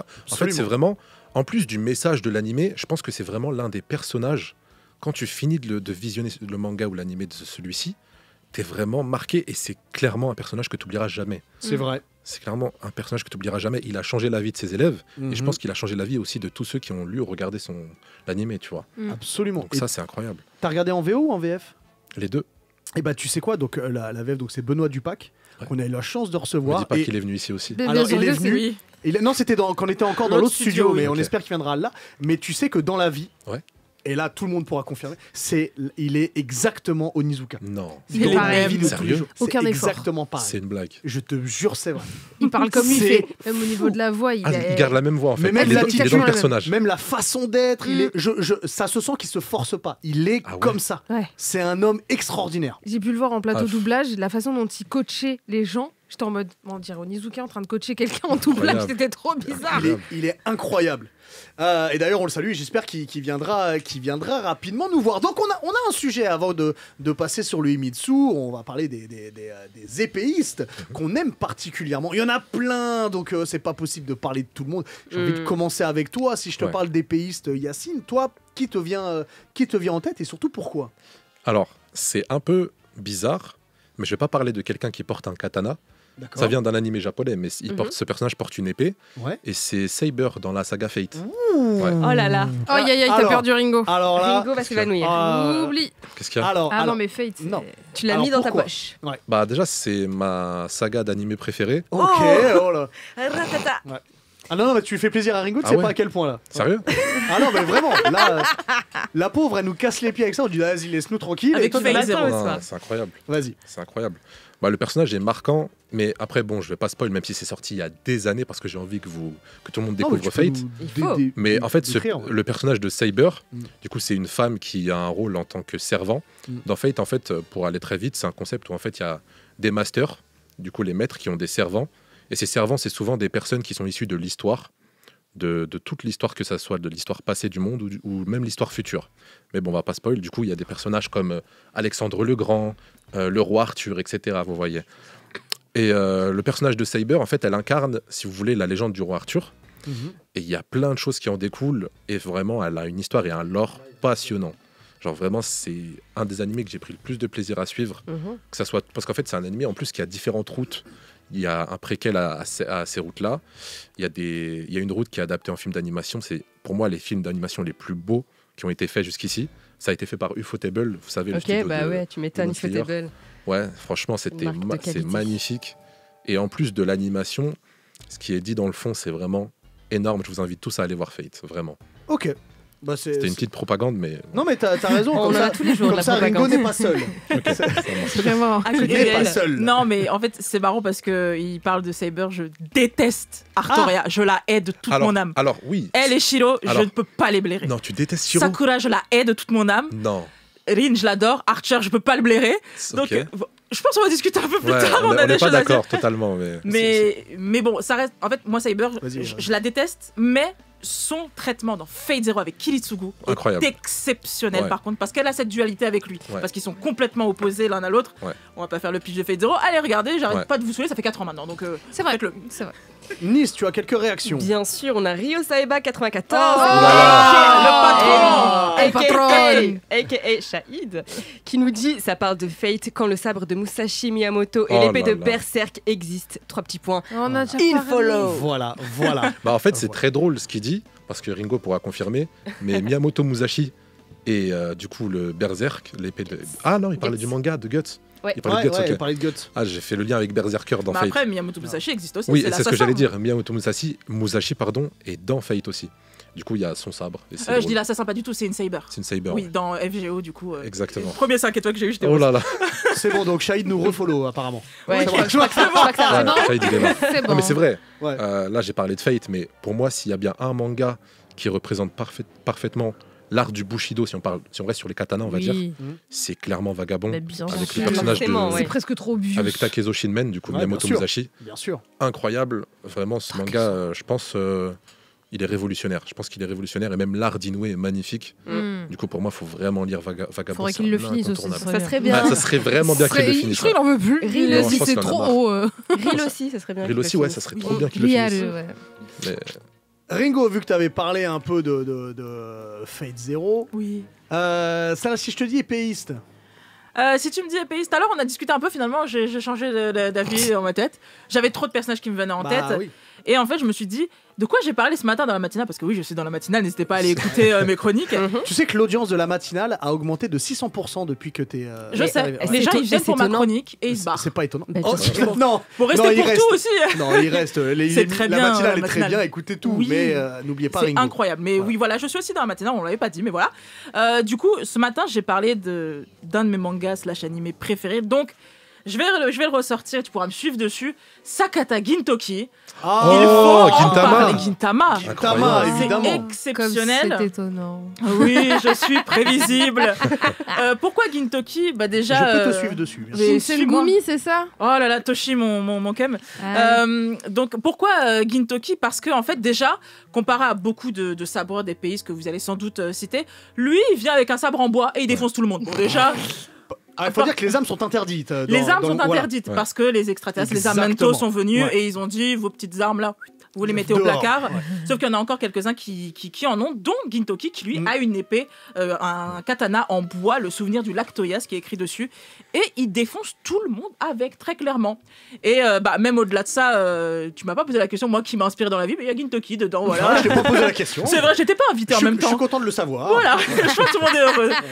Mais ouais, voilà, c'est un personnage qui m'a beaucoup marqué parce que déjà, c'est un gros flemmard, il jump, il mange des glaces à la fraise, tout ça, des parfaits. Donc, il est drôle. Et il est qu'est-ce qu'il est drôle en plus. Enfin, Gintama de toute façon c'est l'animé / manga le plus drôle. Et puis même comment il protège ses potes tout en les lâchant aussi. Parce que s'il y a un danger, il va pousser ses potes, il va dire c'est pas mon problème. Il y a même un épisode où il est en train de courir, il y a un danger et il dit ma vie avant la Terre. Qu'est-ce que j'en ai à faire de sauver la Terre? Et il a pas tort. En fait, ce personnage est copié sur toi. Oui, c'est les mêmes. Elle a dit oui. Il m'a inspiré, donc du coup. Je suis la même. Si à la fin du monde, n'allait pas avec Ringo. Mais là, il y a la fin du monde, je me tire, j'ai pas le temps. Donc après, c'est un personnage. Excuse-moi. Non, tu peux. J'allais dire, tu vois, à ce moment-là, si on reste sur de l'épéiste pure, t'as l'impression que Gintoki est vraiment un très bon épéiste. Ouais, oui. Très clairement pour le coup, comme je te dis, là, il a défoncé des extraterrestres, il a tout fait. Il y a l'arc Benizakura qui est le premier arc vraiment sérieux du manga où il a un vrai katana pour le coup, avec le dragon comme ça, bien incroyable. Enfin, vraiment, c'est quelqu'un qui est incroyable. Et il va pouvoir te péter la tronche, je suis poli, ça comme ça. Avec, que ce soit avec un katana en bois ou même avec des petits couteaux. Enfin, il sait vraiment tout faire, je trouve. Gintoki, il est ingénieux et il va pas hésiter à te faire un kamehameha parce qu'il sait faire des kamehameha. Il sait faire le kamehameha. Attention. Donc il l'enseigne à des clochards. Oui, à des clochards. À des SDF pendant qu'il dort. Et les gens qui connaissent pas Gintama, ils se disent mais qu'est-ce que c'est que ce truc? C'est exceptionnel. Normalement, ça va leur donner envie de regarder ou de lire Gintama. Un gars qui enseigne le kamehameha des clochards. C'est Sarcelle. On est sur un manga qui brise constamment le 4e mur. Alors, on va sortir de l'épice, mais ça brise tout au long le 4e mur parce que, comme Ringo l'a dit, le livre préféré de Gintoki, c'est le Shonen Jump. Donc, il y a des références à tout plein de mangas. Et il y a un truc que j'ai tendance à rappeler et même à dire à tous ceux qui ne veulent pas encore se lancer dans Gintama. C'est ce moment où Gintoki, en fait, il a peur des fantômes. Et il y a ce truc où pour ne plus avoir peur des fantômes, il se persuade que ce sont des stands comme dans Jojo's Bizarre Adventure. C'est une blague. En fait, je sais plus si c'est sur Crunchyroll ou sur Netflix Gintama. C'est Crunchyroll, mais je sais plus s'ils l'ont encore. Mais allez-y. Bien sûr. Alors, il y a souvent des épisodes qui sont indépendants. Il n'y a pas toujours des arcs entiers, mais vous allez toujours passer un bon moment. Ça vaut le coup. Ça vaut complètement le coup. Faut que je me mette à jour. Oui, monsieur, s'il vous plaît. Il y a beaucoup d'épisodes en plus, mais je crois qu'il est toujours dans le top 3 5, ou 400, je sais plus. dans le top 5 des animés sur MyAnimeList. Ça fait des années, il est dans le top 5. Sur MyAnimeList, il y a le top 10, je crois qu'il y a 4 Gintama dans 4 saisons qui sont dedans. Oui, littéralement, c'est plusieurs saisons. Il y en a 4 ou 5. Il est là, il bouge pas. En même temps, à côté de FMA et de SNK, tu vois. Parce qu'on rigole et en même temps, on a des super combats quand ça devient sérieux. Et c'est cool. Et puis l'histoire aussi avec les extraterrestres et tout plein de choses. C'est très riche. L'humour est accessible, c'est ça? Oui, il y a de tout. En fait, c'est beaucoup de références japonaises, mais t'en as pas, tu comprends. Il met des cacas sur la tête des gens, tu rigoles, t'as pas besoin de références. En fait, je vais me permettre, si on parle d'humour, je vais me permettre de faire un petit comparatif parce qu'on avait parlé de Showa Shoten ici. Oui. Et Showa Shoten est un humour qui est moins accessible, qui nous est moins accessible. Ou Akane Banashi aussi. Ou Akane Banashi, c'est-à-dire que c'est un humour qui est très japonais. Et c'est compliqué pour nous. Alors que là, c'est des blagues pipi caca. Ça touche tout le monde. Voilà, ça touche tout le monde, sans mauvais jeu de mots. Ma chère Nice, si je te dis épéiste. Moi, j'ai choisi une femme. J'en ai plein de femmes. J'ai noté plein de femmes, mais allez, j'en dis qu'une seule. Allez. Ça sera Yamada Asaemon Sagiri. Est-ce que ça Hell's Paradise. Exactement. Cette femme, c'est une enfant d'une grande famille de bourreaux, et elle va décider de devenir aussi bourreau. Alors au féminin, je ne sais pas s'il y a un terme féminin. Bourrotte. Non, je rigole, non, c'est pas bourrotte. Elle n'écoute pas. Mais du coup, elle va se perfectionner dans cet art-là. Et c'est vraiment un art, en fait. Et j'ai remarqué dans plein de cultures, couper des têtes, c'est quelque chose. Innocent. Exactement. En France aussi. Et même c'est nous qui l'avons perfectionné, on va dire. Les meilleurs. C'est entre deux vertèbres, bien précisément comme il faut. Et en fait, comme c'est une femme à une époque féodale, même si elle a beaucoup de compétences, c'est l'une des plus talentueuses, on va un peu la réduire à sa condition de femme. Et c'est un peu gênant, ça lui enlève de la confiance en elle, tu vois, alors qu'elle est au-dessus des autres, tu vois, littéralement. Et quand elle va insister pour participer à une mission, pour emmener du coup les vilains sur une île, les vilains, exactement, les vilains sur une île, pour se faire manger par des dieux bizarres, on se sait. Et c'est incroyable d'ailleurs cette Battle Royale là sur l'île. C'est vraiment une grosse Battle Royale. Si vous n'avez pas encore vu Hell's Paradise qui est sorti il y a l'année dernière, il y a 2 ans, il y a 2 ans presque. 2 ans même. Allez-y, vous allez vous régaler. Et du coup, en fait, sa rencontre avec Gabi Maru, pardon, le vide. C'est ça, voilà. Le vide, j'adore. Jif aussi adore, une petite dédicace à lui.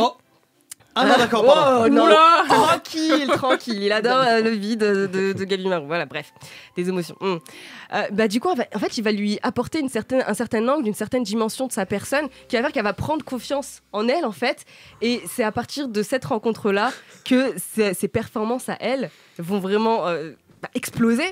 Et juste le fait qu'elle rencontre, sa rencontre avec ce personnage-là, ce vilain, etc., et qu'en tant que femme, elle se rende compte qu'elle peut aller encore plus loin, que bah en fait c'est juste au final tes capacités, c'est juste le regard que tu poses sur toi.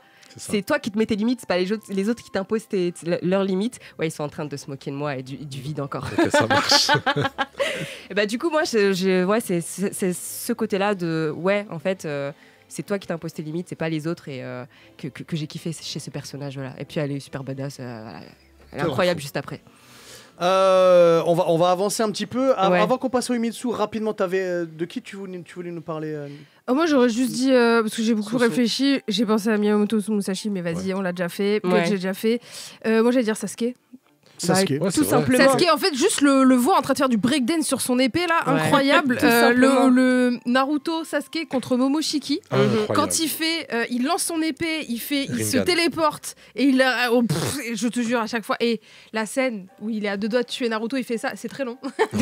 Bah, tu m'étonnes. En plus, lui, c'est pas un katana, c'est un chokuto, donc c'est vraiment c'est un katana très droit qui s'appelle Kusanagi. Genre quand il le fait comme ça, il a une classe et c'est le seul avec un katana, enfin avec une épée. Quand il le sort, son bras ne se tord pas, tu vois. Oui, non, il maîtrise, mais il est incroyable. Franchement, Sasuke, mais voilà. Moi, dans Naruto, moi j'aurais dit Suigetsu. Je sais pas, j'aime bien ce personnage. Ah, bah la grosse épée. La grosse épée, ouais, exactement. Il y en a des Samada, Saemada, je crois, un truc comme ça. C'est ça. Avant qu'on passe au Himitsu, ma chère Soso, n'oubliez pas qu'on a les copains de Japan Demand qui vous offrent des figurines. Alors là, n'allez pas tout de suite sur le chat, sauf si vous voulez parler avec Face, mais il y a des nouvelles offres qui arrivent dans pas longtemps, donc restez bien calés sur Move. Écoutez Yata et des choses vont arriver dans pas très très longtemps. Ma chère Soso, c'est l'heure du Himitsu. Est-ce que tu peux expliquer à notre invité et à tous nos auditeurs ce qu'est le Himitsu, même s'ils connaissent déjà tout? Et après, on y va. Oui, alors le Himitsu, en gros, c'est ma chronique où je fais le lien avec des mangakas, des mangas, des œuvres, des faits et des faits divers au Japon, de la mythologie et les légendes ou la culture japonaise pour que vous compreniez un petit peu mieux les mangas, les animés que vous lisez, que vous regardez. Et évidemment, aujourd'hui, c'était hier, on était sur le groupe de Yata sur WhatsApp et la Face me dit on va parler de katana. Fais-moi un truc sur les katanas. Ok, chef, j'ai fait un truc sur les katanas. C'est vrai que c'est pas du tout une histoire ultra longue du Japon qui existe depuis 300 après Jésus-Christ, mais tout va bien. Alors, comme Zoro dans One Piece, Sasuke qui fait des tourbillons, Miyamoto Musashi, comme on l'a dit tout à l'heure, dans Vagabond, littéralement tous les Shinigami dans Bleach avec leur... Voilà, ça nous fait plaisir, j'attendais de le mettre. Ou Jin et Mugen dans Samurai Champloo et vous entendez l'OST, enfin l'opening de Nujabase en fond, ou encore récemment Kagurabachi qui arrive chez Kana, qui arrive bientôt chez Kana, qui a explosé les stats sur Manga Plus, mais vraiment une explosion de stats en règle. Et je vais pas tous les citer bien évidemment, mais si on les aime c'est pour une bonne chose, entre autres c'est parce qu'ils ont des grosses et longues épées. Non je rigole pas, c'est leur katana et leur technique. Je me suis dit aujourd'hui c'est un peu ça là, j'aime bien. C'est vrai, c'est tous les jours. C'est parce qu'il y a Ringo. Oui, tous les jours. Voilà, on met la faute sur moi. Et vous le savez, le katana, c'est vraiment une part énorme dans la culture du Japon, connue mondialement, fantasmée. Encore aujourd'hui, le katana, c'est la classe. Et au point qu'on en rajoute la classe samouraï dans le jeu de From Software Elden Ring, alors qu'il n'y avait pas à la base. Regardez-moi ces bandeurs du Japon qui veulent taper des boss avec un katana sanglant. Sekiro, ça vous a pas suffi? Pleurer des larmes de sang pour entendre ça à chaque fois? T'es mort, voilà, you are dead. Mais pour la 30e fois, j'adore. Même si t'as ton katana. Bon, pardon, fallait que ça sorte. Il fallait une aparté sur ce jeu qui m'a vraiment pris sur mon âme. Jouez plutôt à Ghost of Tsushima. Là, au moins, vous allez pouvoir custom votre katana. Et ça, c'était incroyable. Au point où j'ai ratissé toute la map pour avoir tous les habillages différents du katana. Oui, je suis une vendeuse du Japon, c'est pour ça que je me permets... de faire ce genre de petites choses, de critiquer un peu. Et au moins, on a les fesses de Jin. Jin Sakai, le héros, quand il rentre dans le onsen. Et ça, franchement, c'est bonus. Quand il va prendre un bain pour se laver avant d'aller couper du mongol avec son katana tout beau, tout stylé. Et oui, l'art du katana, c'est pas une blague. Un katana se doit d'être beau, car il faut savoir qu'au Japon, c'est considéré comme une extension du guerrier, une extension de son bras, et pas autre chose, parce que bon, quand on voit Guts et sa grosse épée, on sent le délire phallique, et l'extension de la masculinité. Après les extensions territoire, voici les extensions du Brakmar. Pardon, je vais dire encore. là. Joli. Je fais des rimes. Ce n'est que le début. C'est à force d'être avec des rappeurs. Ouais, ça doit être ça. Je disais donc, ça fait partie du guerrier comme une partie de son âme. Le katana, il aurait lui aussi une âme un peu à l'image d'une baguette magique. C'est la baguette qui choisit son sorcier, Harry. Et c'est comme dans la scène où il y a Zoro qui rentre dans la boutique et qui va lancer le katana et qui laisse le katana choisir si ce katana en retombant va trancher son bras ou ne pas lui trancher. Ce qui fait que, au final, comme les baguettes, il a choisi son épéiste. Et c'est ça, ce côté du katana qui a une âme. Et donc, Zoro garde son bras, donc le katana l'a choisi. Chacun a son propre katana, il doit être personnalisé et il est fait pour chaque personne. C'est pour ça qu'on parle de forgeron, de maître forgeron. Il y a encore des concours, des écoles prestigieuses. Aujourd'hui, c'est un véritable art, c'est pas seulement du sabre fait à la va-vite pour aller vite à la guéguerre. Non, chacun a le sien, c'est un héritage, ça se transmet de génération en génération, carrément des rituels de passation, vous avez vu, quand il récupère le sabre de Tashigi, de Zoro, il y a plein d'animés où on passe le sabre, c'est un vrai truc, il y a une vraie cérémonie. Solennel. C'est très solennel parce qu'on transmet presque un objet qui a une âme, on le transmet à quelqu'un d'autre, et quand tu l'as, tu le reçois, il va falloir en prendre soin, il faut que tu le mérites aussi. C'est pas juste une épée que tu récupères comme ça. Et en plus, c'est souvent exposé dans la maison, ça en devient même de la déco, ça se vend en convention manga parce qu'on veut la réplique des katanas de nos persos préférés. Moi je veux toujours acquérir l'énorme katana de Sephiroth dans FF7. Sephiroth, Masamune. Mais il faut savoir que le katana n'a pas toujours été ainsi et il est apparu au fur et à mesure des siècles sous différentes formes dans un but pratique. On a affiné le travail et son utilité. Ça commence donc, comme je vous ai dit tout à l'heure, à partir de 300 après Jésus-Christ, où comme partout ailleurs, quasiment toutes les épées étaient droites. Et elles ont été énormément influencées au Japon par les épées occidentales, mais aussi de Chine et de Corée. Et comme d'habitude, le Japon fait toujours à sa sauce. Le sabre évolue, car on veut également qu'il soit pratique pour se battre à l'époque à cheval. Donc ce qui va se passer, c'est que la lame va commencer à se courber, le tranchant est toujours vers le bas, et son ancêtre nommé Tachi, qui est un sabre porté à la hanche. Donc ça, c'est les premiers sabres qu'on porte à la hanche. Ça va être un peu l'ancêtre du katana qu'on a aujourd'hui. Il y a la lame qui est encore vers le bas pour le tachi, mais c'est alors que le katana va être créé vers l'ère Edo, avec la lame vers le haut, permettant de pouvoir dégainer et trancher direct. En fait, c'est que là, on savait qu'il fallait se battre à cheval, mais surtout, il fallait qu'on puisse se battre à pied. Et en combat rapproché. Et du coup, ce katana, c'est un mélange d'acier, plein d'aciers différents qui permettent une légèreté mais une robustesse inégalable. Vous l'avez vu, on y voit pour la plupart de la peau de raie, l'animal, la raie. Ah, d'accord. Pas la raie des fesses. J'ai pas l'odeur sur le manche. Pas bien. C'est peut-être la même texture. C'est pour ça qu'il faut se laver avant. Et oui, en fait, ce que vous voyez, des fois, il y a peut-être une petite texture un petit peu, on croirait que c'est de la peau de croco ou un truc comme ça, et non, c'est de la peau de raie, donc c'est vraiment particulier pour le coup. C'est une lame qui a été faite pour des combats à pied et au corps à corps. Elle est légère, maniable, entre 60 et 70 cm de long. Bon, à part pour celle de Sephiroth ou de Ichigo. Non, elles sont longues et tout, quoi. Ou on a oublié Trafalgar, bien évidemment. Ah, bien sûr. Notre bon Trao. Ce n'était pas, c'est parfait en gros en toutes circonstances si elle demande une habilité autant que de la force, mais surtout une technique. On peut pas toujours manier le katana comme on veut. Être un bourrin, ça marche pas. Donc l'effet un petit peu guts qui bat comme ça, là, ça marche pas avec le katana, mais pas du tout. Et comme dans Elden Ring, c'est la dextérité qu'il va falloir augmenter pour pouvoir la maîtriser. L'art de dégainer le sable, appelé Iaido, s'est développé en un art martial à part entière, toujours pratiqué aujourd'hui. Moi, c'est trop la classe, je veux trop aller couper du bambou, moi. Je veux faire les trucs comme ça, là. Ouais. Mais il y en a plein qui s'essayent, et vous pouvez voir des vidéos un peu partout où ils arrivent même pas à couper un seul. Là, genre le truc, il le tape, carrément, ça envoie le bambou au loin. Pour vraiment trancher, il y a toute une dextérité à avoir, un positionnement du poignet, de la main, de la hanche. Ouais. C'est un peu comme un art martial, en fait, finalement. C'est ça. Et en bref, le katana, c'est quasiment un goal à avoir chez soi. On veut tous un maître forgeron comme dans Kill Bill qui nous forge le nôtre pour que Béatrice Kido aille découper le crâne de Oren Ishii, si on connaît la ref. Sachez d'ailleurs que l'acteur qui joue Hattori Hanzo, ce fameux forgeron de katana inégalé, est le père de Makenyu, l'homme qui joue Zoro dans le live action One Piece. C'est une info qui joue aussi Seiya. On oublie. On reste sur les katanas, on a dit. En plus, il y en a 3. Le katana, on vivait avec, on tuait avec, on mourait avec, et maintenant on fait des unboxings sur YouTube avec. Non, l'art du katana, il a changé.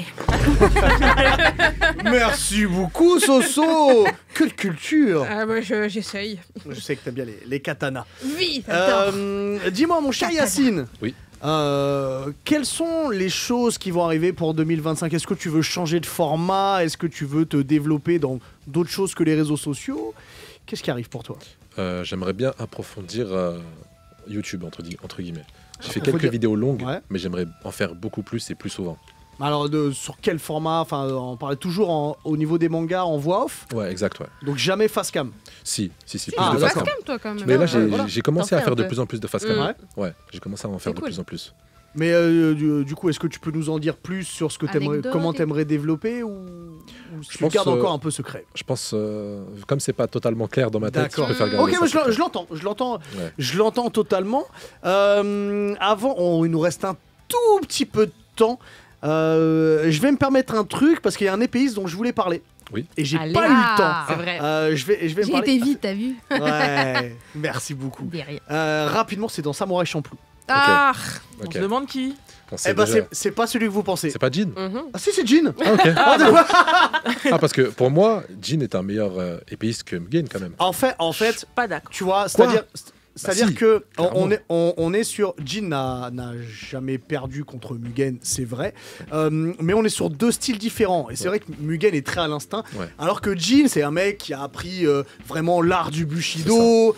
Il est très concentré sur ce qu'il fait. Son but c'est d'évoluer constamment. Il n'a jamais perdu un combat. Et en fait on le voit, il a toujours le bon moment, il a toujours le bon réflexe au bon moment. Jamais de mouvement superflu. Alors qu'on voit que Mugen se fatigue un petit peu. En faisant de la capoeira et j'aime énormément son style. Tu vois. Mugen est plus fantasque, mais je pense que dans un combat longue durée, Jin, tu le battras pas. En fait, Jin il fera pas d'erreur. Alors que Mugen il risque d'en faire. Ouais. C'est sans fioriture. Exactement. Rapidement, Nice. J'ai dans le chat quelqu'un qui nous dit d'ailleurs, Yacine, on attend toujours la dégustation de Elmorgen. Voilà. Ok, sympa, écoute. Je t'ai mis la musique pas prévu, de Nujabes en plus en fond. Non, c'était pas prévu. Parce que tu voulais faire un truc manga et... Pas du tout. En tout cas, un grand merci à toi. C'était un vrai plaisir. J'ai hâte de voir du coup les vidéos. Attends, c'est un vrai plaisir. On pourrait faire une émission 100% Bleach. Ah, moi je suis chaud. Et tu viens ? Je suis chaud. Ou Jujutsu. Ou Fate. Ouais, tout. En fait, tu peux venir à toutes les émissions. Exactement. Ah, oui. C'est ça les connaisseurs manga. C'est ça ta nouveauté sur 2025, c'est tu rejoins Yatta. Let's go. On me dit que dans l'oreillette que Shahid arrive avec le contrat. Ah ouais. Et Face est là aussi avec le stylo, donc reste dans les parages. Un grand merci à toi. Un grand merci à toi, ma chère Nice. Un grand merci à toi, Soso. Merci Ringo. Merci à Geoffrey, à Sybille, à Face, à Shahid et à Juliette. Et évidemment, un grand merci à vous qui nous suivez semaine après semaine. On se retrouve mercredi prochain pour un prochain Yatta sur Move toujours. Ciao. Bye bye. Yatta.